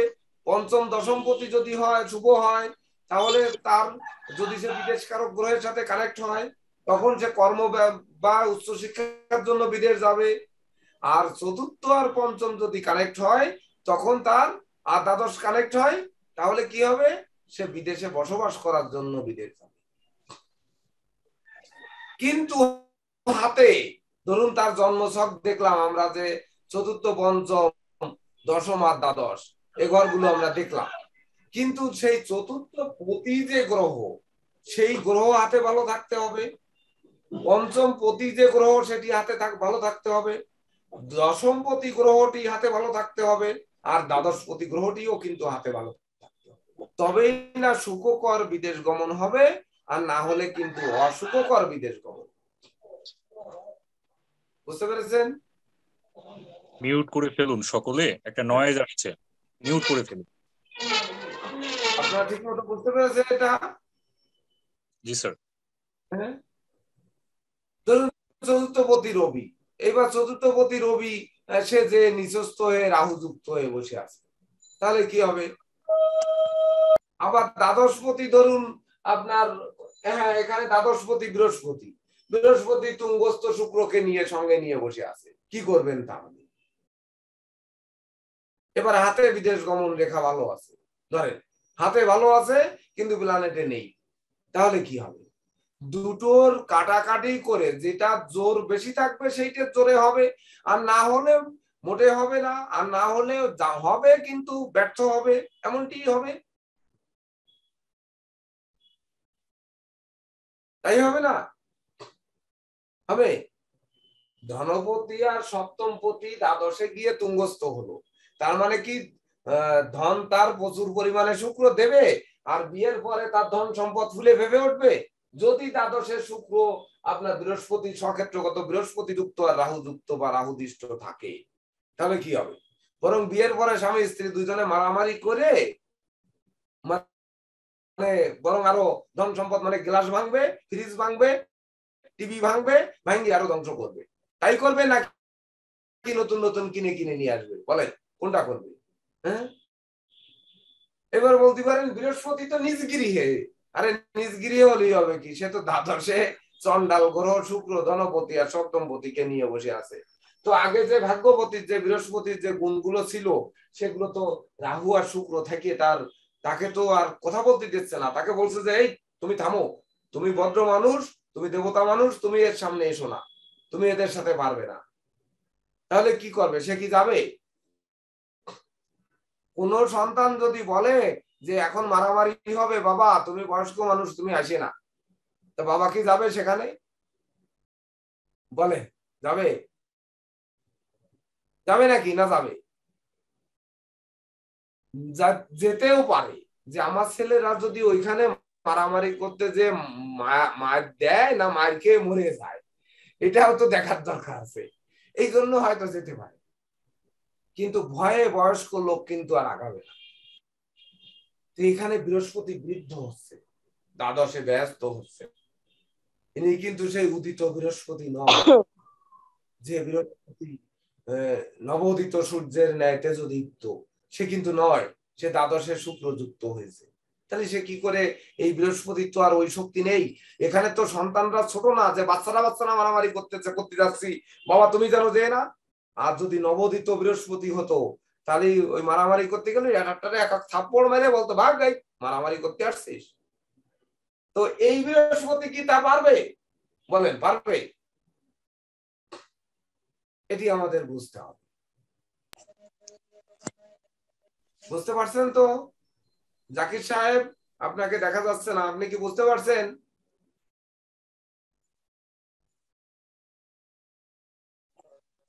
বলেন আপনাদের বুঝতে বাকি আছে? নারায়ণ বাবু বলুন, বুঝতে কি কষ্ট হচ্ছে একটু?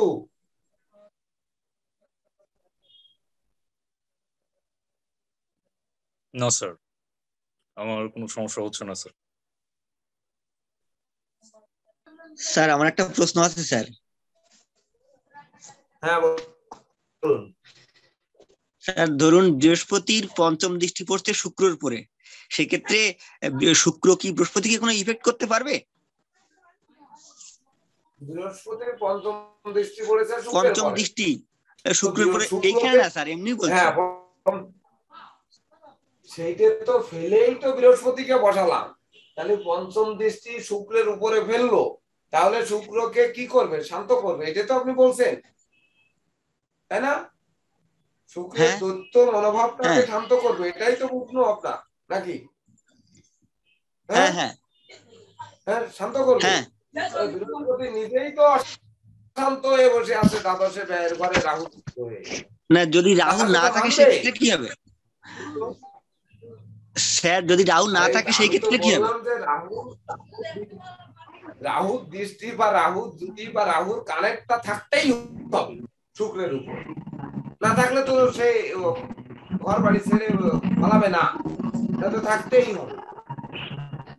তো এবার আপনি স্যার- বলতে পারেন যে হ্যাঁ রাহুকে এখান থেকে সরিয়ে, হ্যাঁ বুঝতে পেরেছি, এইবার রাহুকে এখান থেকে সরিয়ে আপনি রাহুর নবম দৃষ্টি পড়বে কোথায়? এখানে রাখলে সপ্তম দৃষ্টি পড়বে তৃতীয়, তৃতীয়, চতুর্থ, পঞ্চম, ধরুন এখানে রেখে দিলাম রাহুকে, নিচস্থ করে রেখে দিলাম আপনাকে রাহু, দেখেন রাহুকে নিচু করে রাখবো, তাহলে কি হলো? নিচস্থ রাহু পঞ্চম দৃষ্টি শুক্রের উপর, তাহলে কি হবে? তাহলে বৃহস্পতিটা সুন্দরভাবে শুক্রকে দৃষ্টি দিয়ে শান্ত করে দিচ্ছে, তাই তো? দিচ্ছে না কিশোর বাবু, বলেন দিচ্ছে? হ্যাঁ স্যার দিচ্ছে। দিচ্ছে তো? হ্যাঁ হ্যাঁ। তাহলে এইটা সঠিক হবে না আমি যেটা বলবো সেটা সঠিক হবে? বলেন এবার। আমি স্যার আপনারটাই সঠিক হবে স্যার, আমি তো শিখছি আপনার কাছে। আমি এটা উল্টায় দিই, দেখেন কোনটা সঠিক। এইবার রাহুর নবম দৃষ্টি বৃহস্পতির পরে পড়েছে, দেখেন তো, দেখেন, দেখেছেন নিজস্ব রাহুর নবম দৃষ্টি কিন্তু বৃহস্পতি, তাহলে কি হলো? রাহু তো আবার বৃহস্পতির দিক খারাপ হয়ে যাচ্ছে। হচ্ছে যে শুক্র রাহু দ্বারা বা শনি দ্বারা বা বৃহস্পতি দ্বারা মানে তার যুক্ত বা দৃষ্ট থাকতে হবে, কিন্তু সে বৃহস্পতির দৃষ্টি কোনো ক্রমেই শুভ ফল দাতা দৃষ্টি হবে না।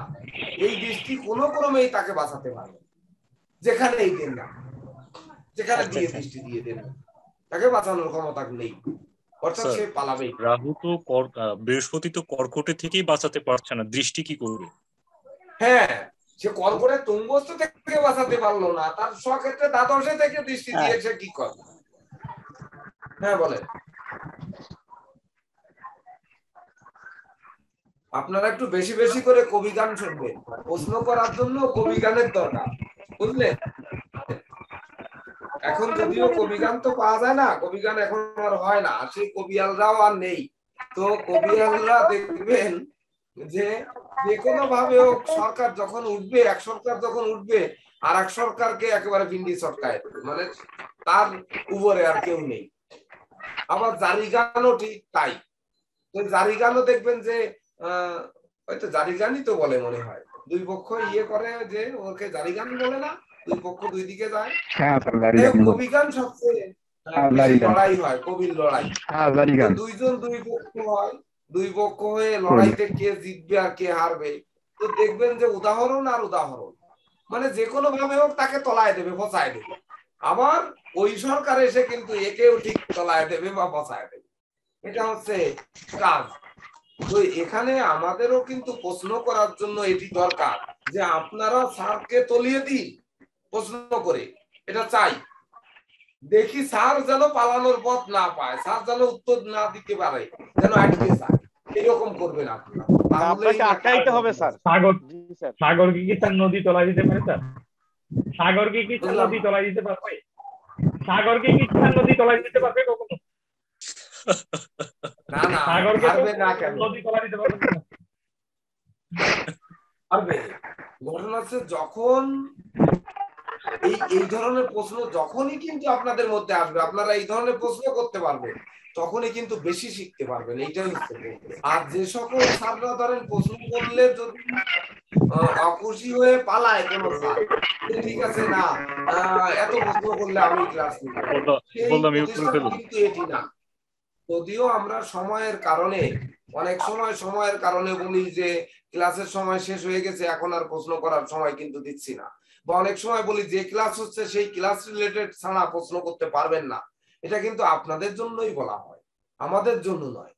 আমরা যে ওইটার উত্তর দিতে পারবো না তার জন্য কিন্তু আপনাদের নিষেধ করি না, কারণ আপনারা অপচয় করছেন সময়টাকে, আপনারা অন্য প্রশ্ন করছেন কিন্তু আসলে ওটা শিখছেন না, কিন্তু তো অন্য প্রশ্ন করে বরং মূল জিনিসটা শেখার থেকে আপনারা বঞ্চিত হচ্ছেন। এই জন্য আপনাদের ক্লাস রিলেটেড প্রশ্ন করতে বলি। তাই বলে প্রশ্ন করতে পারবেন না এমন কথা কিন্তু কখনো বলি না। তাহলে প্রশ্নই যদি না করবেন তাহলে বসে থাকবেন কি করতে ক্লাস করবেন? শিখবেন না, আপনারা আদায় করে নেবেন না। নিরাপদ বাবু, আপনার একটু টাইমলি যোগদান করতে হবে। আপনি কিন্তু আজকে 9:45 যোগদান করেছেন, এইরকম টাইমে যোগদান করলে কিন্তু হবে না। ক্লাস টাইম 9টায়, আপনাকে টাইম দেওয়া হলো 9:05 পর্যন্ত সর্বোচ্চ যোগদান করতে, সন্ধ্যা 7টায় 7:05 পর্যন্ত। এর আগে মোবাইলে সার্চ দিয়ে অন্যান্য কাজ বাজ সব সেরে নেবে। বলেন স্যার। আমার আরেকটা বিষয় জানা ছিল স্যার, যেমন স্যার আজকের ক্লাসে যেটা দেখেছি স্যার, রবি রেখা চন্দ্রকেতে স্যার, সেক্ষেত্রে যদি স্যার মানে রবি রেখাটা মিডলে মঙ্গলে বা আয়ুরেখ আপনার শিরোরেখার জায়গায় এসে যদি একটু অস্পষ্ট হয় স্যার, মানে ওই আতসী কাজ দিলে স্পষ্ট দেখা যায়, না হলে একটু অস্পষ্ট দেখা যায়, এরকম যদি রেখা হয় তাহলে এই রেখার মানে কি বিচার করবো স্যার?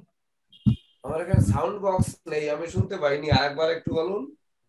হ্যাঁ স্যার, যদি রবি রেখা চন্দ্রকেতে আছে আর রবি রেখার মিডল এই যে রবি রেখা চন্দ্রক্ষেত্রে এলো, তারপর শিরোরেখার যে জায়গাটা স্যার, এখানে যদি একটু অস্পষ্ট হয়, মানে একটু মানে ইয়ে হয়, রেখাটা একটু অস্পষ্ট হয় শিরোরেখার জায়গায়, হ্যাঁ এখানে একটু অস্পষ্ট হতেই পারে, একটু অস্পষ্ট হতেই পারে, হলো। এবার সেক্ষেত্রে রেজাল্ট কি হবে স্যার? মানে রেজাল্ট কি একই রকম হবে? রবি রেখা যখন ধরুন কোন রেখা, এই কলমটির মূল বিষয় হচ্ছে দণ্ডটা, এই রেখাটি এই, এবার রেখাটি মাঝখানে দুর্বল, তার মানে কি রেখাটা দুর্বল মানে কলমটি দুর্বল, যে কোনো সময় ভেঙ্গের কালি বেরিয়ে যেতে পারে। ওই রবি রেখাটি যতটা সুনাম যশ খ্যাতি প্রতিপত্তি দেবে তার তো মাজা ভাঙ্গা, শিরোরেখার ওখানে এসে মাজা ভাঙ্গা, তাহলে মাজা ভাঙ্গা একজন যোদ্ধা, সে কতটা যুদ্ধে জয়ী হবে?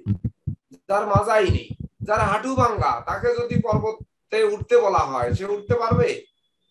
যে কোনো রেখার যদি মাঝপথে হালকা থাকে, কোন জায়গায় হালকা থাকে বা কোন জায়গায় সূক্ষ্ম থাকে, কোন জায়গা যদি চিকন থাকে, তার মানে সেটি দুর্বল, সেই জায়গাটি দুর্বল,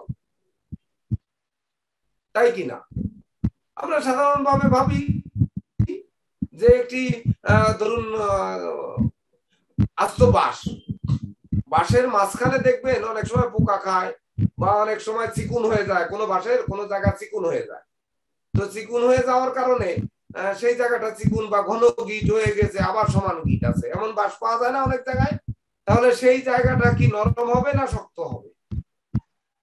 যখন চিকুন হবে সেই জায়গাটা নরম হবে না শক্ত হবে? নরম হবে স্যার।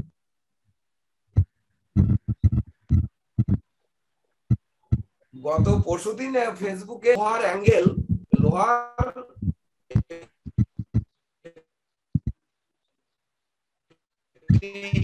জিআই অ্যাঙ্গেল খাড়া করা রয়েছে, তার ভিতর ছিদ্র করা, মানে আঙ্গুল ঢোকে, এই আঙ্গুল ঢোকার মতো ছিদ্র করা, ছিদ্র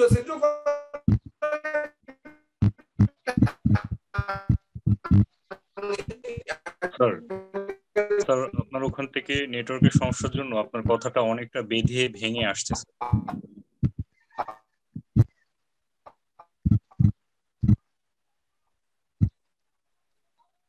আমার এখান থেকে টোটালি শোনাই যাচ্ছে না স্যার। আপনার সিগন্যালটা রেড সিগন্যাল দেখাচ্ছে স্যার। স্যার আপনার সিগন্যালটা রেড সিগন্যাল দেখাচ্ছে, আপনাকে ভিডিও দেখা যাচ্ছে না স্যার, আপনার কথা শোনা যাচ্ছে না স্যার।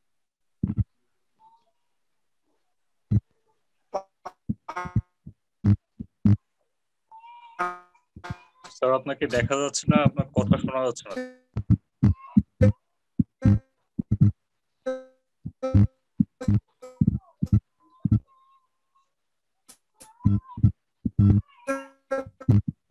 স্যার এখনো এটা ঠিক হয়নি স্যার, আপনার কথা শোনা যাচ্ছে না স্যার।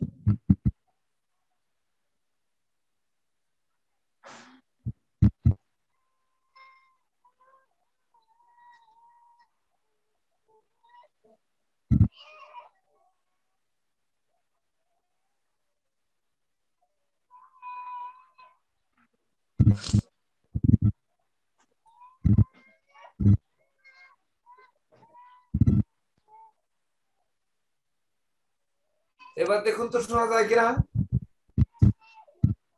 শোনা যায়? এখন শোনা যাচ্ছে স্যার। আচ্ছা আচ্ছা স্যার আপনার সিগন্যালটা এখনো রেড দেখাচ্ছে স্যার। আচ্ছা, যদি শোনা না যায় তাহলে আমি মোবাইল থেকে ঢুকবো। যাই হোক, তো যাচ্ছে স্যার, কথা অনেক লেটে আসছে স্যার। এটা আসছে, তাহলে আমি এটা লিখে আমি মোবাইল থেকে ঢুকি। তাহলে 1 মিনিট একটু সময় দিন, আমি মোবাইল থেকে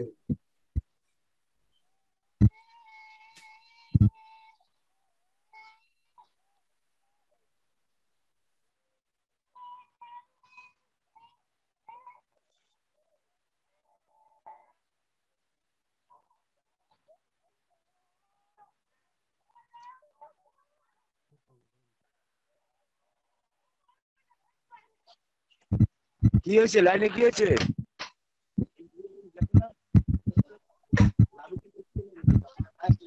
হ্যালো, হ্যাঁ স্যার, আপনাকে শোনা যাচ্ছে। আমাকে শোনা যায়? হ্যাঁ স্যার। আচ্ছা, কি হয়েছে? লাইনে কি হয়েছে? স্যার লাইনে কি হয়েছে? তেমন কিছু হয়নি স্যার, একটু নেটওয়ার্কের সমস্যার জন্য সমস্যা হয়েছে। না, এই যে তোমাদের কথাবার্তা অনেকটা ফাইটে যায় কাটে যায়, কিন্তু আমারটা কি কাটে ঘাটে? না স্যার, ওটা ঠিক হয়ে গেছে স্যার, স্যার চলে আসছে। আচ্ছা,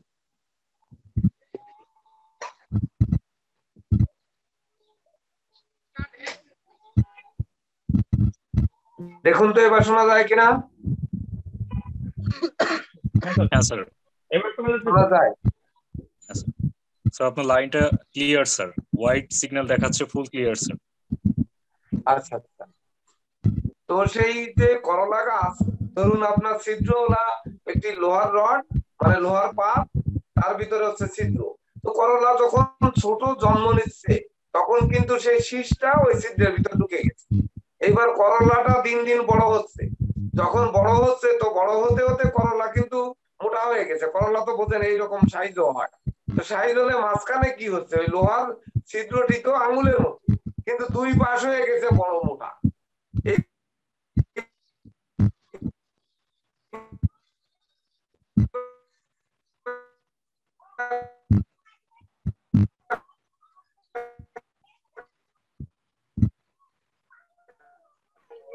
শোনা যাচ্ছে না যে কে তোলা যে ওই করলাটি তুলবে কিভাবে বলেন? কিভাবে হবে? চটি তো দুর্বল থাকবে না, থাকবে তো নাকি বলেন? জয়ন্ত বাবু শুনতে পাচ্ছেন? হ্যাঁ স্যার, শুনতে পাচ্ছি স্যার। আপনি এই প্রশ্ন করেছিলেন, তাহলে ওই জায়গাটি কিন্তু দুর্বল থাকবে, অর্থাৎ এই দুর্বলতার কারণে ওই রেখাটি কিন্তু পরিপূর্ণ রূপে তার যে সুফলটা, এই সুফলটা কিন্তু দিতে পারবে না। এবার এমন হতে পারে যে আমাদের হাতে যে ব্যবসার রেখা যেটি আছে চন্দ্রক্ষেত্র থেকে উঠেছে, যে প্রথমেই বলেছি ব্যবসার রেখা কিন্তু আয়ু রেখা থেকে ভাগ্য রেখা বিযুক্ত থাকতে হবে। এই বিযুক্ত থাকার পর সেখান থেকে রেখা উঠে, মানে চন্দ্রক্ষেত্রের মধ্য থেকে রেখা উঠে তবেই না বুধের ক্ষেত্রে যাবে। যদি এই বুধের ক্ষেত্রে যায় তবেই না সে ব্যবসার সূত্রে বিদেশে যাবে। কিন্তু এবারের মাঝখানটা, উপরের অংশ শক্ত, এই মাঝখানটা কোন রকমের সরু, আর নিচের অংশ আবার মোটা। মানে প্রথমে সে বিদেশ গেল ভালো, যার পরে কাটালো খুব খারাপ, আবার শেষকালে গিয়ে হয়তো 10 বছর সংগ্রাম করে পুনরায় সে জয়ী হলো। এটাও কিন্তু ধরে নেওয়া যায়, এটা সহজ। মানে মাঝ বয়সে সেই রেখার যে বয়সকাল, ওর যে সময় দুর্বল থাকবে সেই সময়টা তার খারাপ সময় পার করতে হবে বা অতিবাহিত করতে হবে। এটি হচ্ছে বলেন। এবার আর কি জানতে চান বলেন?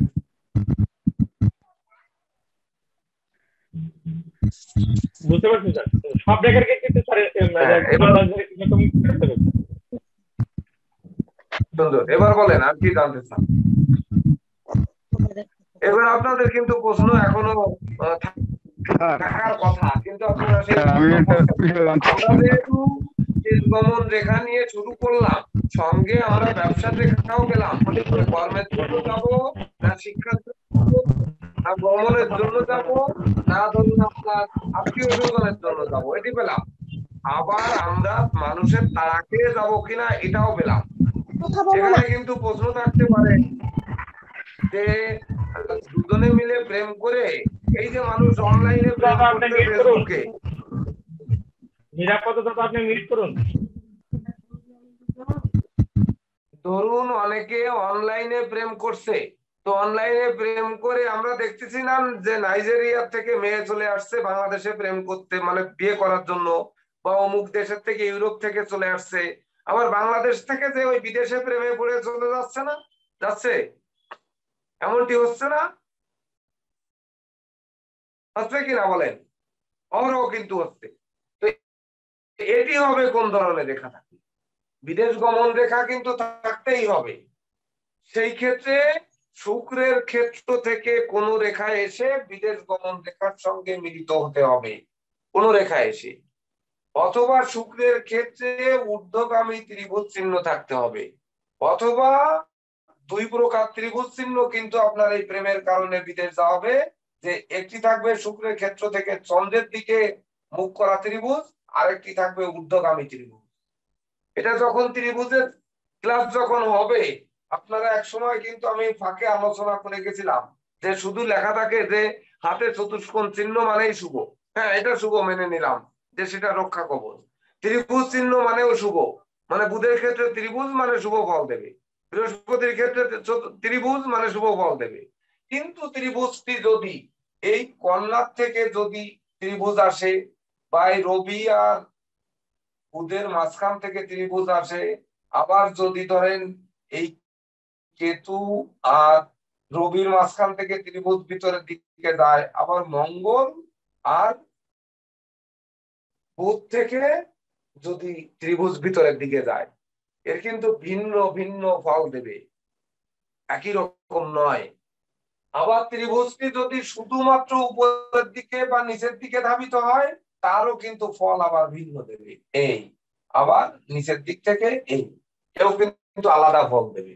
আবার যদি এই রবি রেখার পাশ থেকে এদিক থেকে সরাসরি আসে, বা এই বাইরের থেকে যায়, এরও কিন্তু আলাদা ফল।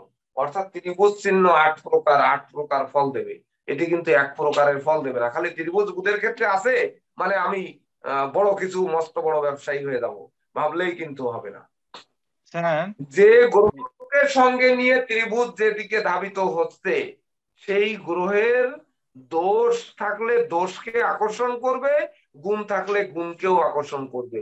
কারণ দেখবেন যে এসি, এয়ার কন্ডিশন বাইরের থেকে বাতাস টেনে আনছে, বাইরে মেশিন বসানো থাকে যে যেটা দিয়ে বাতাস টেনে আনে, বড় পাখা, তো বড় পাখা দিয়ে বাতাস টেনে এনে বাতাসটাকে রিফাইন করে তারপরে আমাদেরকে সূক্ষ্ম বাতাসটি দেয়। আর ঘরের ভিতরে তখন অক্সিজেন প্রবেশ করে, আর ঘরের ভিতরে যে বদ বাতাস আছে বা খারাপ যে দুর্গন্ধ বা কিছু আছে, সেগুলোকে আবার আরেকটা লাইন দিয়ে টেনে নিয়ে বের করে দেয় রিফাইন করে, মানে আমাদেরকে সুস্থ রাখার জন্য এয়ার কন্ডিশন। তো এই যে বাইরের যে বাতাসটি টেনে আনবে, ওই বাতাসটি যদি বাইরে থাকে, ধরুন আপনার নর্দমার মানে যেখানে আমরা এই ভাগাড়ে শান্তনু বাবু বলতে পারবে, ভাগাড়ের গরুর মাংস বা ভাগাড়ের মরা শিয়ালের মাংস, মরা কুকুরের মাংস প্রচুর হোটেলে খাওয়া হয়েছে পশ্চিম বাংলার মানুষকে। বিগত 2 বছর আগে নিউজে প্রচুর পাওয়া গেছে। শান্তনু বাবু পেয়েছেন কিনা? পেয়েছেন? হ্যাঁ স্যার পেয়েছি, মানুষ তো কেটে খাইয়েছে। হ্যাঁ, ভাগাড়ের পাশে ধরুন আপনি একটি বাড়ি করলেন, সেখানে এসি লাগালেন, তাহলে ভাগাড়ের ওই গন্ধের কিন্তু গন্ধটা কিন্তু এসিতে টানছে, সেটাকে রিফাইন করে আপনাকে ভালো বাতাস দিচ্ছে। কিন্তু ভাগাড়ের গন্ধযুক্ত বা ভাগাড়ের যে জীবাণু, এই জীবাণু কি থাকছে না ওই বাতাসের মধ্যে? আসবে না? আসবে? হ্যাঁ স্যার আসবে। আসবে কি আসবে? আপনারা সহজভাবে বলেন, আসবে কি আসবে না? আসবে আসবে স্যার। যদিও অ্যাসিডের মধ্য দিয়ে রিফাইন করবে, কিন্তু কথা হচ্ছে কি যে যখন ত্রিভুজ চিহ্নটি ধরুন বৃহস্পতির ক্ষেত্রে রাহুর ক্ষেত্র থেকে গেছে, বা ধরুন আপনার কেতুর ক্ষেত্র থেকে ত্রিভুজ চিহ্নটি গেছে, তাহলে আপনার কেতু শুভ থাকলে, প্ল্যানেটে কেতু শুভ থাকলে কেতু বৃহস্পতিকে সাপোর্ট দেবে, কেতু অশুভ থাকলে কেতু কিন্তু অশুভ কেতু বৃহস্পতির ভিতর ঢুকে যাচ্ছে। তাহলে অশুভ কেতু বৃহস্পতির ভিতর বা অশুভ কেতু যদি বুধের ভিতর ঢুকে যায়, তাহলে আপনার বুদ্ধিভংসতা দেখা দেবে না, আপনার মস্তিষ্ককে ভিন্ন দিকে নিয়ে যাবে না, আপনার মাথা বিগড়ে দেবে না, আপনার ঘরে শত্রু প্রবেশ করবে না, ঘরের শত্রু বিভীষণগিরি করবে না, করবে? বলেন। তাহলে এই জন্য ত্রিভুজ চিহ্নটি শুভ থাকা সত্ত্বেও যে শুধুমাত্র ত্রিভুজের পিছন মানে কোন দিক থেকে ত্রিভুজটি ধাবিত হচ্ছে এর উপর নির্ভর করে কিন্তু তার ফলাদেশ হবে। এই পাশে যদি থাকে ভাগার, এই ভাগার, তাহলে কি হবে? এই ত্রিভুজের যত উপরের দিকে যত গুণগুলো যাবে সব ভাগাড়ে যাবে।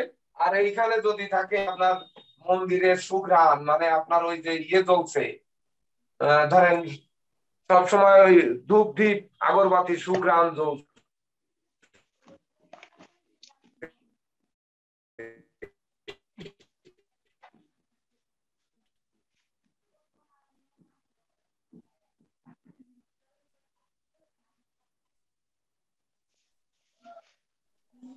স্যার আপনাকে শোনা যাচ্ছে না এবং আপনার পূর্বের কথা কিছু বোঝা যায়নি স্যার।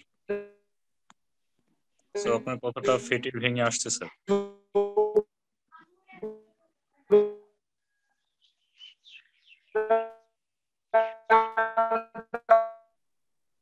স্যার আপনাকে দেখা যাচ্ছে না স্যার।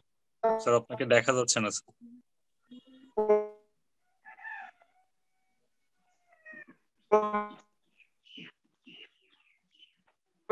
করবে না। তো এইবার ত্রিভুজের পিছন সাইড এই ক্ষেত্র যদি শুভ গ্রহ হয়। স্যার নেটওয়ার্কের অনেক সমস্যা করছে স্যার, আপনাকে ওই দেখাও যাচ্ছে না, কথাও শোনা যাচ্ছে না।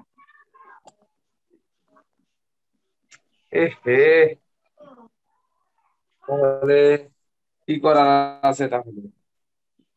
আচ্ছা দেখি আবার কিসের থেকে ঢুকি তাহলে। না স্যার ওই এখন ঠিক ছিল।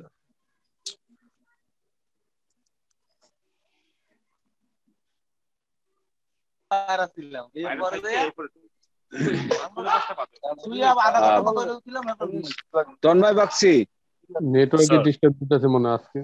স্যার বলুন স্যার।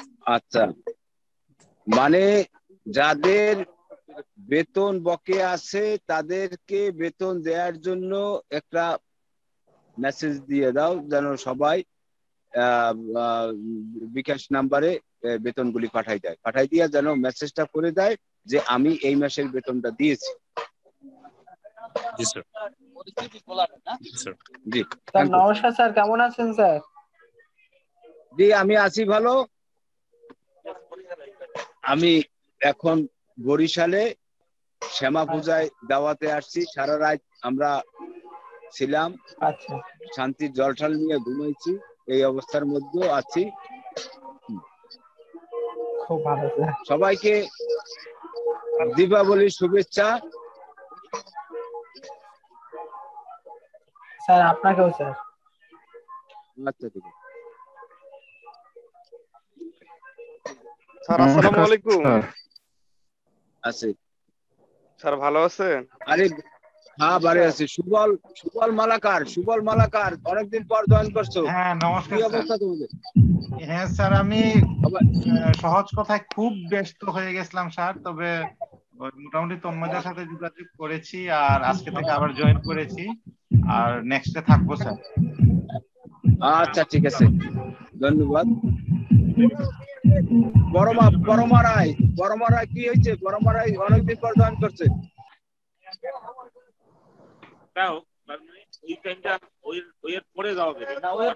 বড়মারায়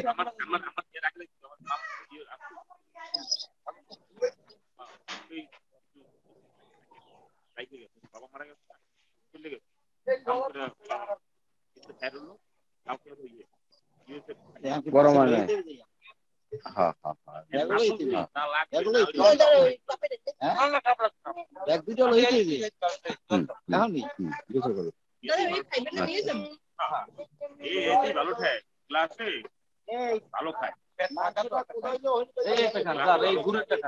তোমাদের এই ক্লাসের পরে শুরু হবে হলো মানে এসকে কোর্স স্যার আপনাদের ক্লাস নেবে। জি স্যার। এসকে কোর্স স্যার ঢোকার আগ পর্যন্ত হয়তো আমি স্যার আমরা তোমাদের সকলে সাথে আপনাকে মিস থাকবো। করছিলাম স্যার, কিন্তু আপনি এসে আমাদের সেই আশাটা পূর্ণ করে দিয়েছেন স্যার। না আমি মানে 2 সপ্তাহ যাবত মানে দৌড়দৌড়ি করতেছি ছেলের পরীক্ষা নিয়ে, যে কারণে জন্য তারপরে এই সপ্তাহটা চলে আসছি বরিশালে, মানে একটা দাওয়াত পাইলাম শ্যামা পূজার। হ্যাঁ, এখানে প্রধান অতিথির দাওয়াত পেয়ে আসছি। এখন এসে খুব ভালোই করছে আমাদের এখানে বরিশাল বিভাগীয় শাখার মহাসচিব, আমাদের কেন্দ্রীয় কমিটির অধ্যক্ষ মহাসচিব ডক্টর আশিস কুমার আচার্য, বরিশাল বিভাগীয় শাখার নির্বাহী সভাপতি বিমল কৃষ্ণ আচার্য, এদের এখানে অর্থাৎ বরিশাল কমিটি আচার্য মহোদয় যারা আছে সবই এখানে জমায়েত হয়েছে। এখানে একটা মিটিং করবো আজকে, আমি হয়তো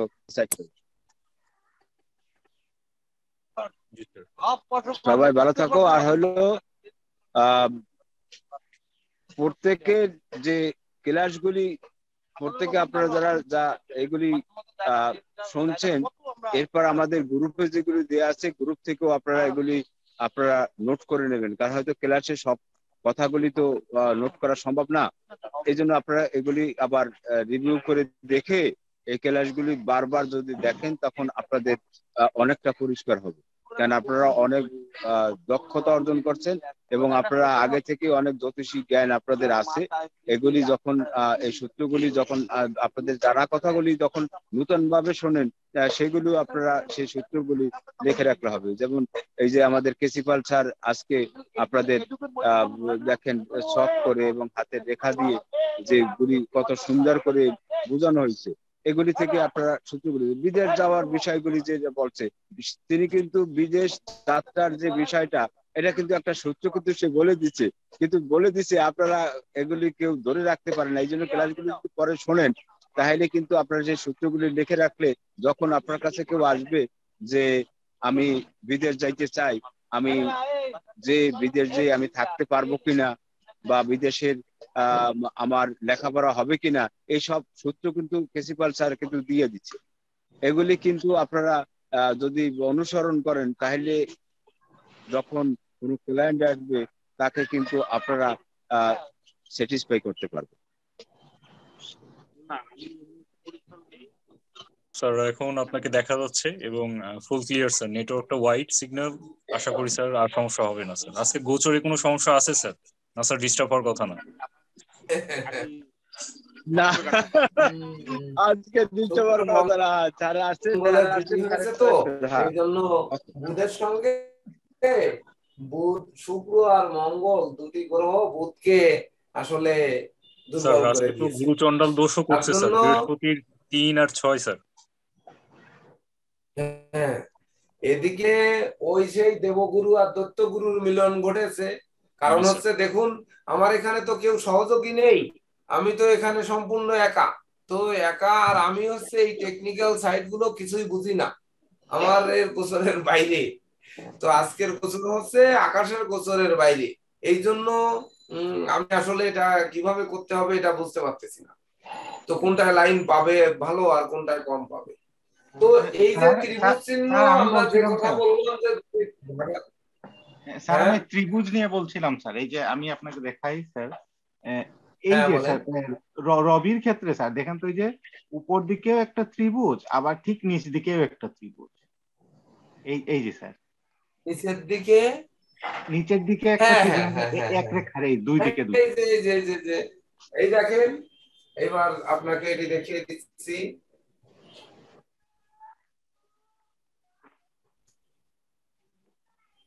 ধরেন আপনার এই রবি রেখা এই হলো একটি ত্রিভুজ, আবার এর নিচে ধরেন এই দুটি ত্রিভুজ তৈরি করেছে। এইবার ধরুন রবি রেখাটি নেই, আমরা তো শুধু ত্রিভুজের ব্যাখ্যা করছি, রবি রেখাটি নেই, দুটি ত্রিভুজ।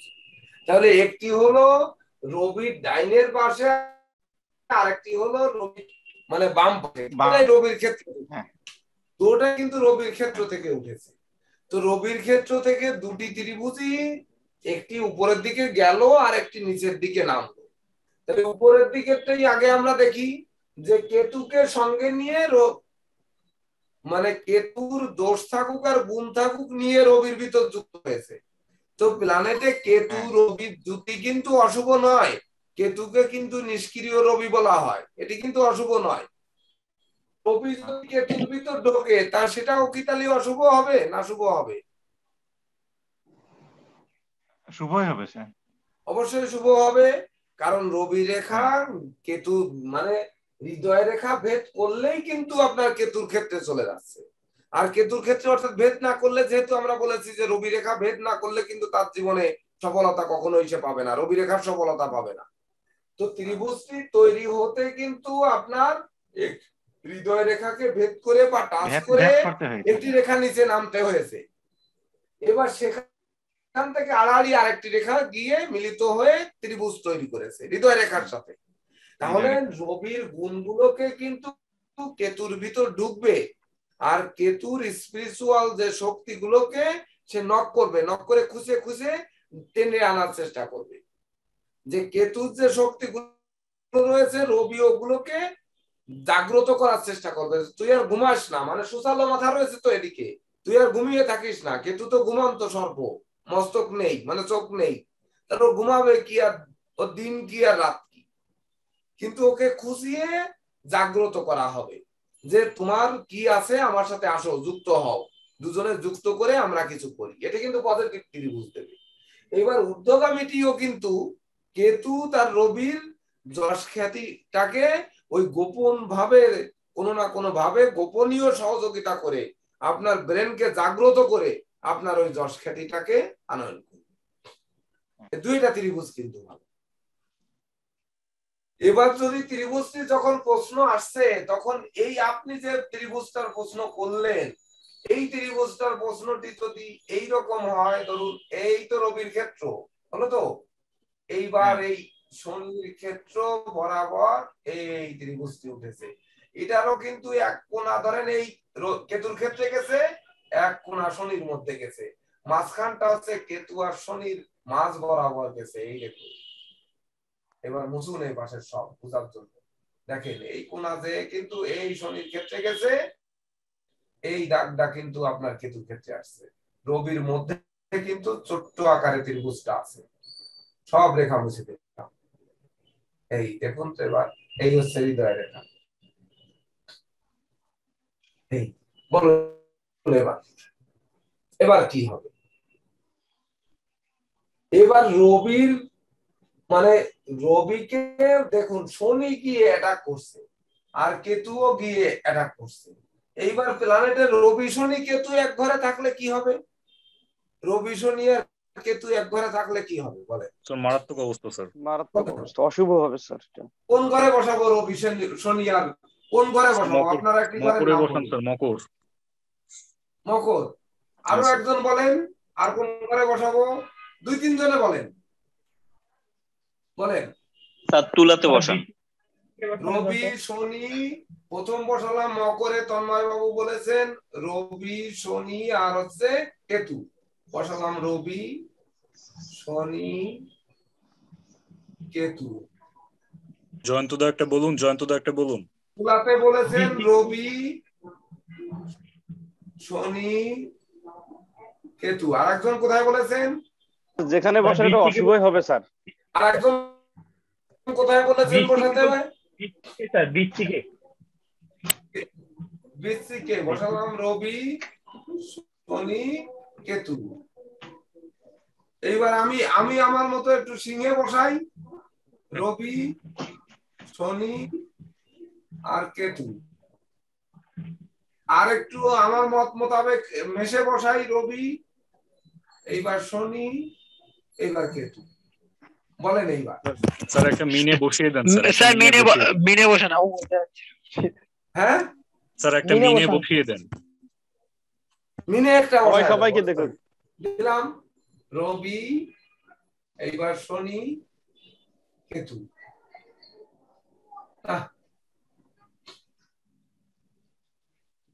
এই বলেন এবার কোনটা শুভ ফল দেবে, কোনটা বেশি শুভ দেবে, কোনটা কম শুভ দেবে, কোনটা সর্বোচ্চ শুভ দেবে, বা কোনটা অশুভ কোনটা দেবে কিনা দেখেন।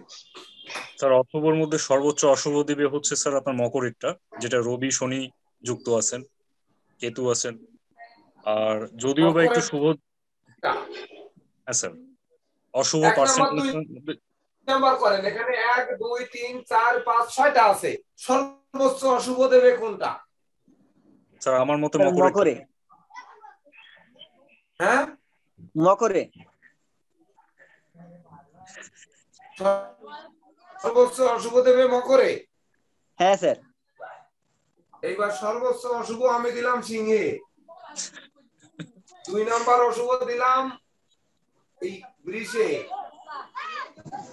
3 নাম্বার অশুভ দিলাম হচ্ছে আপনার সেই মকরে, এটা দিলাম 3 নাম্বার, 4 নাম্বার দিলাম তুলায়, 5 নাম্বার অশুভ দেব হচ্ছে আপনার মিনে, আর এই বৃশ্চিকে দিলাম 6 নাম্বার অশুভ। এবার দেখেন তো আমার সাথে একমত হন কিনা, দেখেন হওয়া যায় কিনা দেখেন।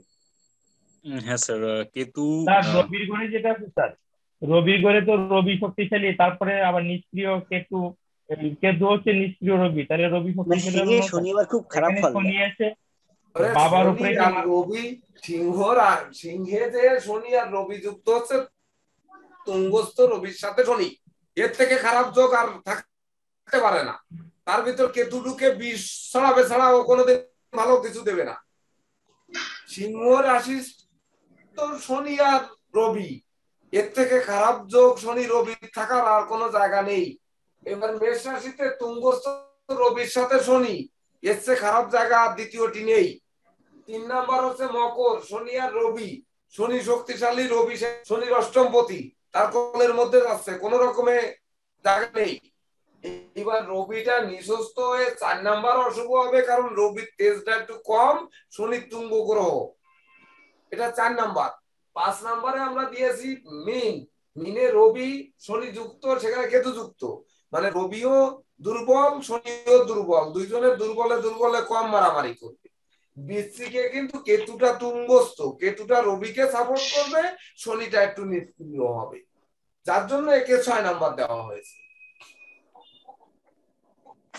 এবার ভেবে দেখেন ঠিক বললাম কিনা। স্যার মকরের রবিটা উত্তর আষাঢ় নক্ষত্রে 15 ডিগ্রিতে বসে আছে, এইবার রেজাল্ট কি হবে স্যার? রবিটা মকরে যে রবি, হ্যাঁ উত্তর আষাঢ় 2 পদ, এবং আপনার 15 ডিগ্রি উত্তর আষাঢ় নক্ষত্র থাকবে না, হ্যাঁ 15 ডিগ্রিতে বসে আছে উত্তর আষাঢ় নক্ষত্র। হ্যাঁ স্যার, এবার কি রবিটা উত্তর আষাঢ় নক্ষত্রে বসে আছে। জি স্যার, জি স্যার, এবার কি মেষে যে রবিটা বসে আছে তার থেকেও কি ভয়াবহ ফল দেবে? উত্তর আষাঢ় নক্ষত্রের অধিপতি কে? স্যার রবি, উত্তর আষাঢ় নক্ষত্রের অধিপতি কে? রবি। তাহলে রবির নক্ষত্রে বসে আছে ওখানে, শনির নিজ গৃহে, তাহলে রবিও শক্তিশালী শনিও শক্তিশালী। কিন্তু আমরা শনির বেশিরভাগ নেগেটিভ দিকগুলো জানি, পজিটিভ দিকগুলো কিন্তু কম জানি। কারণ শনির নেগেটিভ দিক, শনি বিদ্রোহ, ফাটল, ক্ষয়ক্ষতি, লোকসান, ধ্বংস, বিপর্যয় ঘটে, বাপকে সম্মান দেয় না, বা দুনিয়ার কাউকে মানতে চায় না, সে মানে আবার শুভ দিক নিখাত স্বর্ণেঘাটি মানুষ করে। কিন্তু শনির মতো যোগী মানুষ দুনিয়ায় আর নেই, যিনি যোগ সাধনার বলে দেবতাদের তুষ্ট করে স্বর্গবাসী হয়েছে, একমাত্র যোগ বলে। হয়েছেন না? জি স্যার, হয়েছেন না? জি স্যার। তাহলে শনি কষ্ট দিয়ে মানুষকে নিখাত স্বর্ণের খাঁটি মানুষ তৈরি করে, এটা শনির গুণ। তো সেখানে শনি রবি যে রবির নক্ষত্রে বসে আছে, তাহলে রবির এই শনির সাধন ভজন কিন্তু এই রবি বিঘ্ন করবে, কারণ রবি পিতা তো, ও তো চোখে দেখতে পারে না কখনো, তারপরে নিজের নক্ষত্রে বসে আছে। না স্যার, আমি বলছি কি মকরের যে রবিটা উত্তর আষাঢ় 2 পদের 15 ডিগ্রিতে বসে আছে, এবং আপনার সিংহ রাশিতে যে রবিটা আছে, এদের দুজনের মধ্যে সব থেকে বিস্ফোরণ কোন স্থানটা ঘটাবে বেশি? সিংহেরটা বেশি। তা সত্ত্বেও সিংহেরটাই বেশি হবে বিস্ফোরণ, তার সত্ত্বেও সিংহেরটা বেশি ঘটাবে। স্যার এবার বুঝতে পারছি স্যার। স্যার নক্ষত্রটা তারায় দেশে সন্তানকে তেজ্য করে দিছে, সেই সন্তান যদি আসে বাবাকে খুঁচায় তো বাবা সহ্য করবে? সন্তানকে ত্যায্য করে দিচ্ছে, সেই সন্তান এসে বোঝাচ্ছে, তা সহ্য করবে কখনো? তো বাইরে থাকুক, এটাই তো চায়। রবি কখনোই চায় না যে শনি আমার কাছে আসুক, শনি নামে কোনো সন্তান বেঁচে থাকুক, এটা রবি কখনোই চায় না। তার কোলের মধ্যে গেলে, দৃষ্ট হলে, যুক্ত হলে সবকিছুতেই অশুভ ফল দেবে। তাহলে দেখুন ত্রিভুজ রেখা মানে ত্রিভুজ চিহ্ন শুভ ফল দিচ্ছে, কিন্তু যখনই শনি আর কেতুকে সঙ্গে নিয়ে যাচ্ছে তখন কিন্তু আবার অশুভ ফলের মাত্রা বাড়িয়ে দিচ্ছে। বিপরীতে আমরা যদি আসি,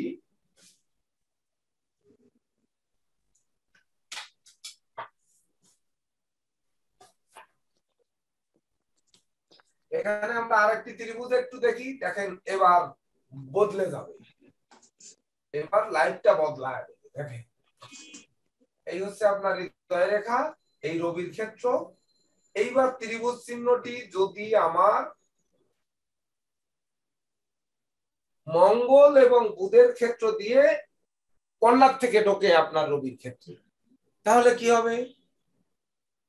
এবার বলেন তো, যে রবি মঙ্গল বুধের জুতি কোন প্ল্যানেটে, কোন ঘরে রবি মঙ্গল বুধ একসাথে থাকলে কি হবে? যে ঘরেই হোক, সে ষষ্ঠ, অষ্টম, দ্বাদশ হোক, বা ভাগ্যস্থান হোক, বা ধনভাব হোক, বা কর্মভাব হোক, বা ধরুন আপনার একাদশ ভাব হোক, তো কি হবে? রবি মঙ্গল বুধ। স্যার রবি মঙ্গল বুধকে স্যার আপনার হচ্ছে মিথুন রাশিতে বসিয়ে দিন। বসালাম প্রথমে রবি মঙ্গল বুধ, আর কোথায় বসাবো বলেন? স্যার মিনে একটা দিয়ে দিন, আর হচ্ছে আপনার সিংহ একটা দিয়ে দিন স্যার। সিংহে একটা দিলাম। জি স্যার। এইবার বলেন, এটা যদি ধরেন মেষ লগ্ন হয় তাহলে দ্বাদশের রবি বুধ মঙ্গল। যদি আপনার বৃষ লগ্ন হয় তাহলে ধনভাবে রবি বুধ মঙ্গল। মিথুন লগ্ন যদি হয় তাহলে তৃতীয় চলে যাচ্ছে। কর্কট লগ্ন যদি হয় তাহলে ধনভাবে। এইবার যদি মকর লগ্ন হয় তাহলে অষ্টমে রবি বুধ মঙ্গল। দেখেন আমরা সবচেয়ে নেগেটিভটায় যাই।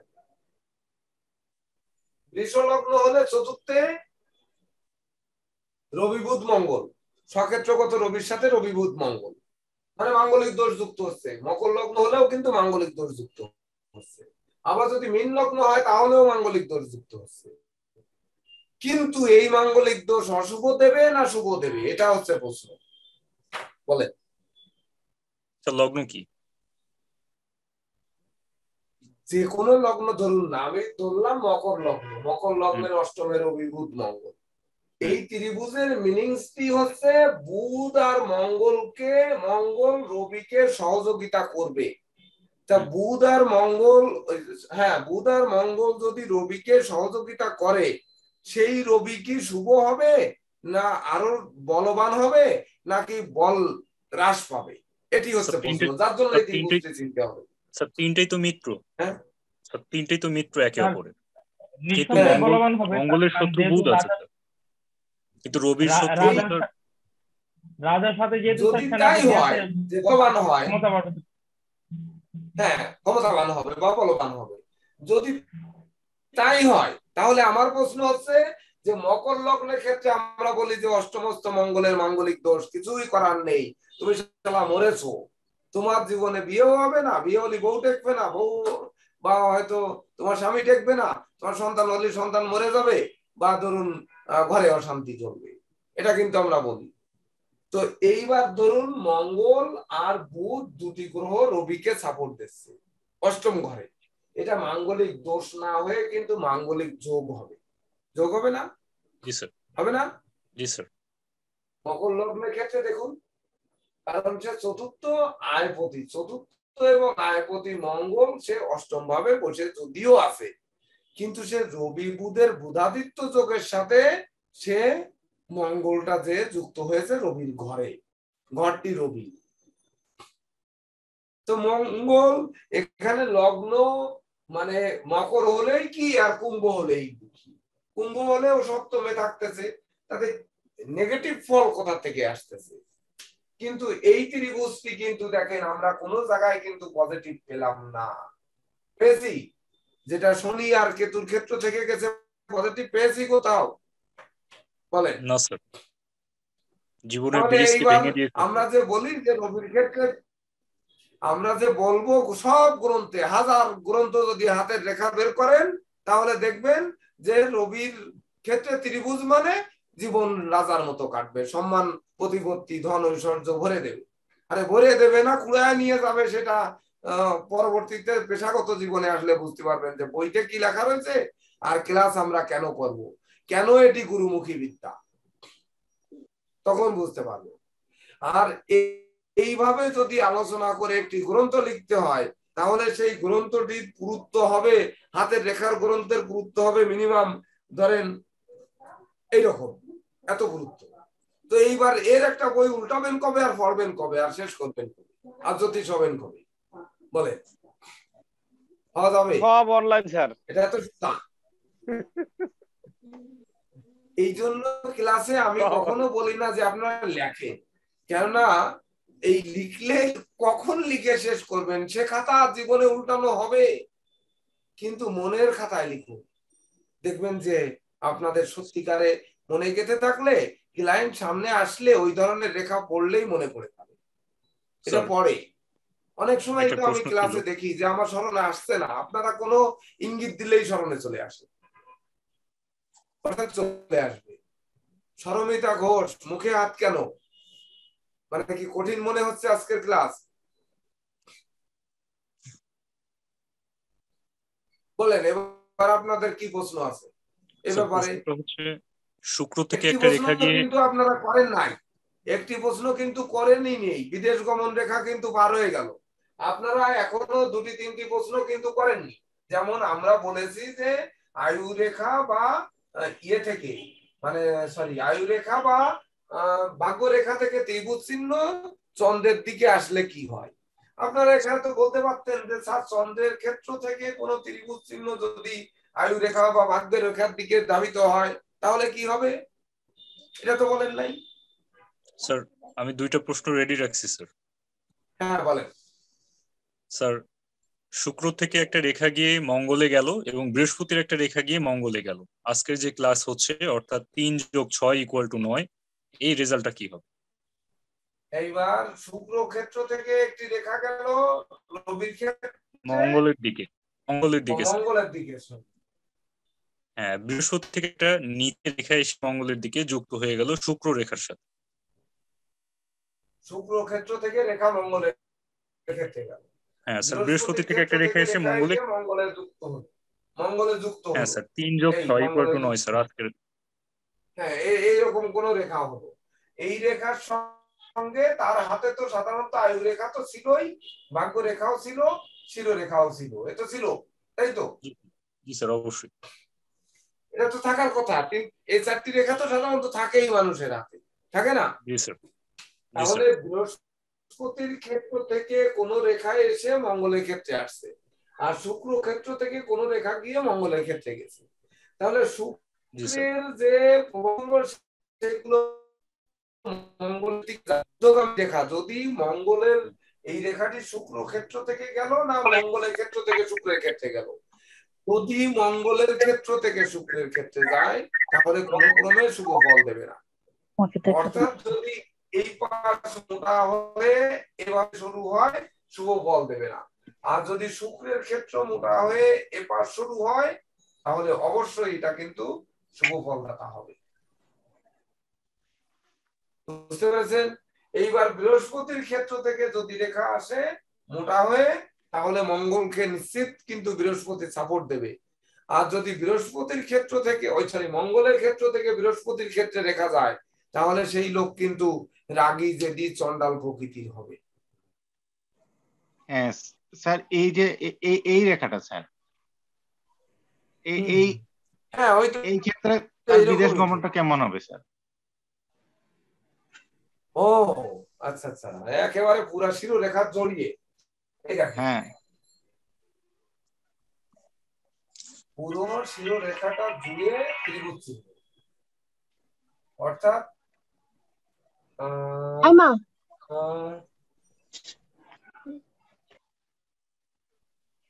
এরকম নাকি? না স্যার, আমার একটু উল্টা হয়ে যাচ্ছে স্যার, একটু দেখেন স্যার। এটা তো মঙ্গলের ক্ষেত্রে চলে যাচ্ছে, চন্দ্রের ক্ষেত্রে গেল কই? না স্যার, সরাসরি আমি একটু দেখাই স্যার। এই যে এই যে গুল জায়গাটা স্যার, এই যে গুল জায়গাটা, এই যে এই যে আয়ু রেখা থেকে, হ্যাঁ এই আর না স্যার, ওই নিচে নামেনি স্যার, তবে ওইটাকে একটু কাটছে, এই যে উপর থেকে একটু কাটছে স্যার, নিচে নামেনি। আরেকটা রেখা গিয়ে আয়ু রেখা, মানে মণিবন্ধ থেকে আরেকটি রেখা গিয়ে ওই আয়ু এই এটা তো বলে গেলাম, আমরা বলে গেলাম যে আয়ু রেখার উপরে, এই মণিবন্ধের উপরে এই ত্রিভুজ, এইটা বাদ, এই ত্রিভুজ চিহ্ন, শুভ চিহ্ন। কিন্তু এর ভিতর থেকে যদি কোনো রেখা এমন না স্যার, এমন না স্যার, ত্রিভুজের মাথাটা গিয়ে ওই রেখাটাকে একটু কাটছে স্যার, আমাদের বিদেশগামী রেখাটাকে। এই ত্রিভুজের মাথার থেকে রেখাটা কিভাবে যাবে? হ্যাঁ, একটু উঠছে স্যার। যাবে কিভাবে? আচ্ছা, আমি দেখাই স্যার। এভাবে উঠবে, বা এই বিদেশগামী রেখাকে ত্রিভুজের মাথা গিয়ে এভাবে কেটে দিবে। হ্যাঁ, ঠিক এইভাবে স্যার, এইভাবে স্যার, হ্যাঁ, এইভাবে কেটে দিবে। তাহলে বিদেশ গমন রেখার উপরে কিন্তু ক্রস পড়েছে, ত্রিভুজের ভিতর থেকে যাক আর ত্রিভুজ থেকে যাক, এটা রেখা কিন্তু বিদেশ গমন রেখাকে কেটে দিয়েছে। এটা কিন্তু তার বিদেশে অবস্থানকালীন সময় অশুভ, অবশ্যই অশুভ হবে, তাতে সন্দেহের কোনো অবকাশ নেই। সে বিদেশ যাবে, কিন্তু স্যার ওখানে যে অর্থাৎ এই বিপদ হবে ত্রিভুজের মণিবন্ধের গোড়ায় যে ত্রিভুজের যে শুভ ফল, সেই শুভ ফলের মাত্রা কিন্তু কমিয়ে দেবে। মানে ওইখানে বিদেশে দেশে বিপদে পড়তে পারে স্যার ওই সময়। হ্যাঁ, কোনো না কোনো বিপদ আপদে পড়তে পারে, কোনো না কোনো ভাবে। আমার একটু প্রশ্ন আছে স্যার। হ্যাঁ বলেন স্যার, আমার একটু হাতে একটু দেখেন স্যার, এই সমস্যাটা কি হতে পারে স্যার? কোনটা স্যার? ওই যে ভ্রমণ রেখার পরে এই ঠিক এইভাবে চিহ্নটা আছে। আর একটু বড় করুন, আর একটু কাছে আগান, কাছে, মোবাইলের কাছে আগান। হ্যাঁ স্যার, দেখতে পাচ্ছেন? মোবাইলের কাছাকাছি আগান। হ্যাঁ হ্যাঁ, তো অনেক ঠিক এইভাবেই আছে। তার মানে এই দেখেন,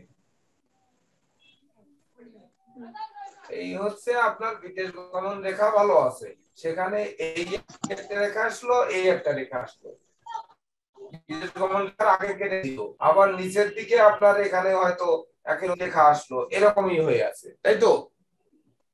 তাই তো নাকি? ওখানে একটা বানের মতো আছে স্যার।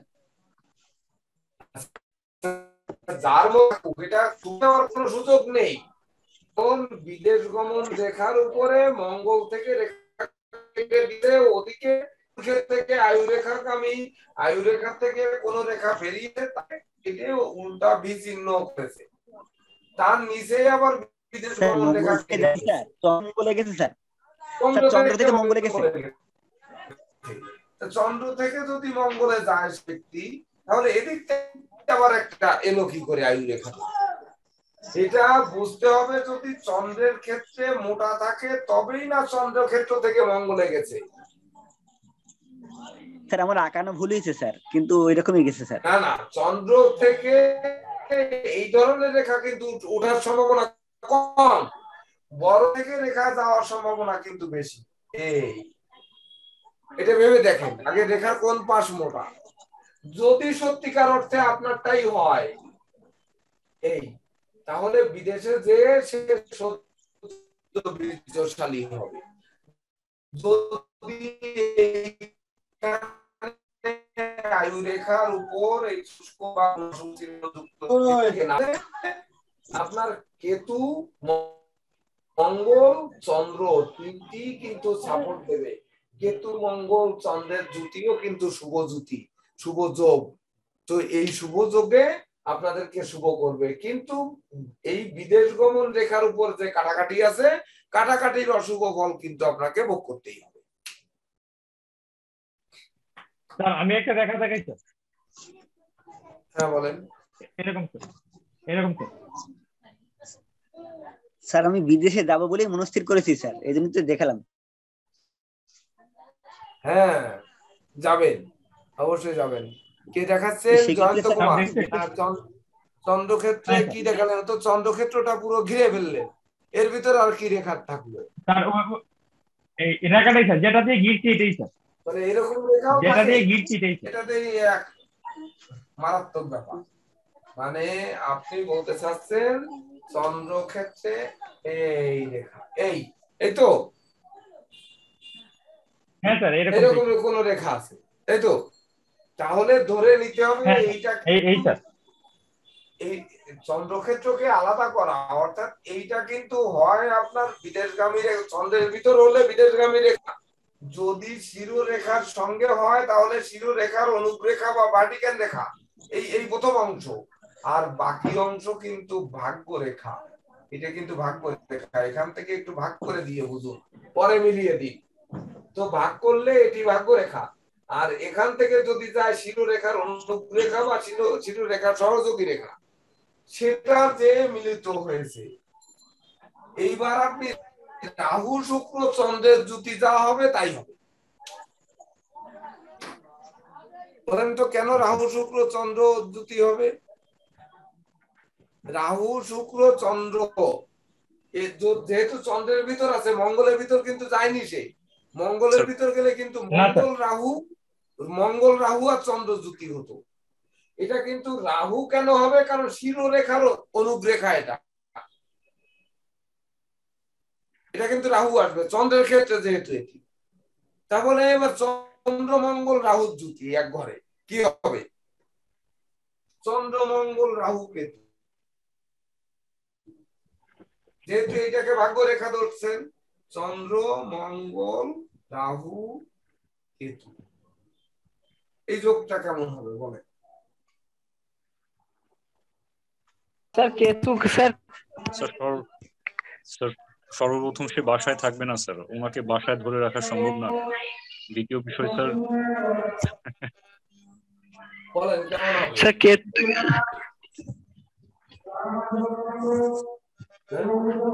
বেঁচে থাকবে, তবে সারা জীবন মানুষকে জ্বালাবে। না না, জ্বালাবে না। ঘটনা হচ্ছে কি যে সর্বদা কর্মপাগল মানুষ হবে, কর্ম ছাড়া এক মুহূর্ত থাকতে পারবে না, কর্ম করতে করতে মাথা নষ্ট করে ফেলবে। যে কোনো লগ্নের ক্ষেত্রে স্যার, হ্যাঁ যে কোনো লগ্নের ক্ষেত্রে হবে, প্রায় লগ্নের ক্ষেত্রে তাই। তাদের মাথা নষ্ট করে, মানে তার মাথা নষ্ট হয়ে যাবে কাজ করতে, কাজের জন্য এটা বাদ দিয়ে ওটা, ওটা বাদ দিয়ে ওটা, এগুলো করতেই থাকবে। স্যার আমার একটা সর্বশেষ প্রশ্ন ছিল, আমার দ্বিতীয় যে প্রশ্ন স্যার, আপনি ব্ল্যাকবোর্ডে যে হাতটি দেখিয়েছেন সেইখানে চন্দ্রের সব থেকে একটা অশুভ রেখা আপনি একটু অঙ্কন করুন আপনার অভিজ্ঞতা অনুযায়ী, যে সব থেকে অশুভ একটা রেখা স্যার, যেটা আপনার মনে হয় যেটা সব থেকে হাতে অশুভ রেখা। চন্দ্রের ক্ষেত্রে ভ্রমণের জন্য যেমন অশুভ দেবে, ভ্রমণের জন্য যেমন দেবে, জাল চিহ্ন সবচেয়ে বেশি অশুভ দেবে, আর হচ্ছে ক্রস চিহ্ন মিডিল দেবে, আর জাল হচ্ছে 1 নাম্বার সব থেকে বেশি অশুভ দেবে, জব চিহ্ন 2 নাম্বার অশুভ দেবে, তিল চিহ্ন 3 নাম্বার অশুভ দেবে, আর ক্রস চিহ্ন 4 নাম্বার অশুভ দেবে। তো স্যার চন্দ্রের ক্ষেত্রে জাল চিহ্নটা আছে, চন্দ্রের ক্ষেত্রে স্যার ধরলাম জাল চিহ্নটা আছে, লগ্নতার হচ্ছে সিংহ, আর দশমে অর্থাৎ আপনার চন্দ্র তুঙ্গস্থ হয়ে বৃহস্পতি এবং রবি যুক্ত হয়ে আছে, সেক্ষেত্রে রেজাল্টটা কি হবে? আরেকবার একটু বলেন স্যার। লগ্ন হচ্ছে সিংহ স্যার, লগ্ন সিংহ, চন্দ্র হচ্ছে বৃষ্টিকে বসে আছে বৃহস্পতি এবং রবি যুক্ত হয়ে। সরি স্যার, ওটা বৃষ হবে স্যার, দুঃখিত স্যার, বৃষ দশমে স্যার।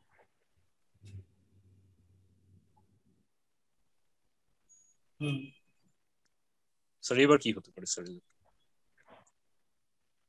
তাহলে সিংহ লগ্নের ক্ষেত্রে আপনার একাদশে বসে আছে রবি চন্দ্র বৃহস্পতি, তো রবি লগ্নপতি সে একাদশে দশম ভাবে বসে আছে, আচ্ছা, তো দশম ভাবে সেখানে দ্বাদশপতি চন্দ্রকে নিয়ে এবং বৃহস্পতিকে নিয়ে, বৃহস্পতি পঞ্চম এবং অষ্টম পতি।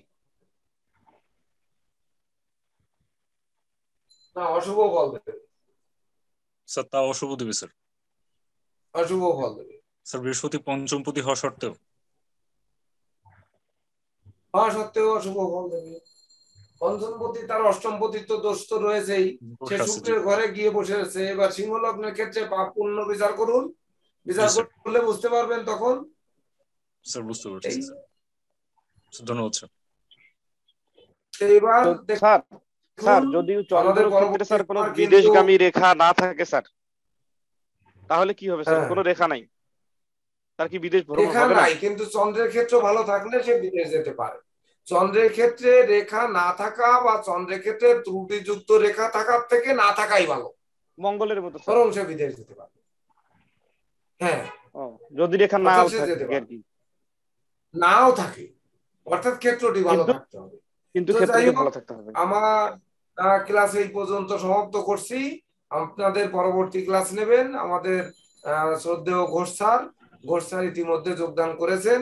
তো আপনারা এখন ভারতীয় জ্যোতিষ। স্যার আপনার কি ঠান্ডা জনিত প্রবলেম হয়েছে স্যার? ঠান্ডা লাগছিল নাকি স্যার আপনার? আমাকে কি হয়েছে আমিও জানি না, তো ঠান্ডা একটু লেগেছে।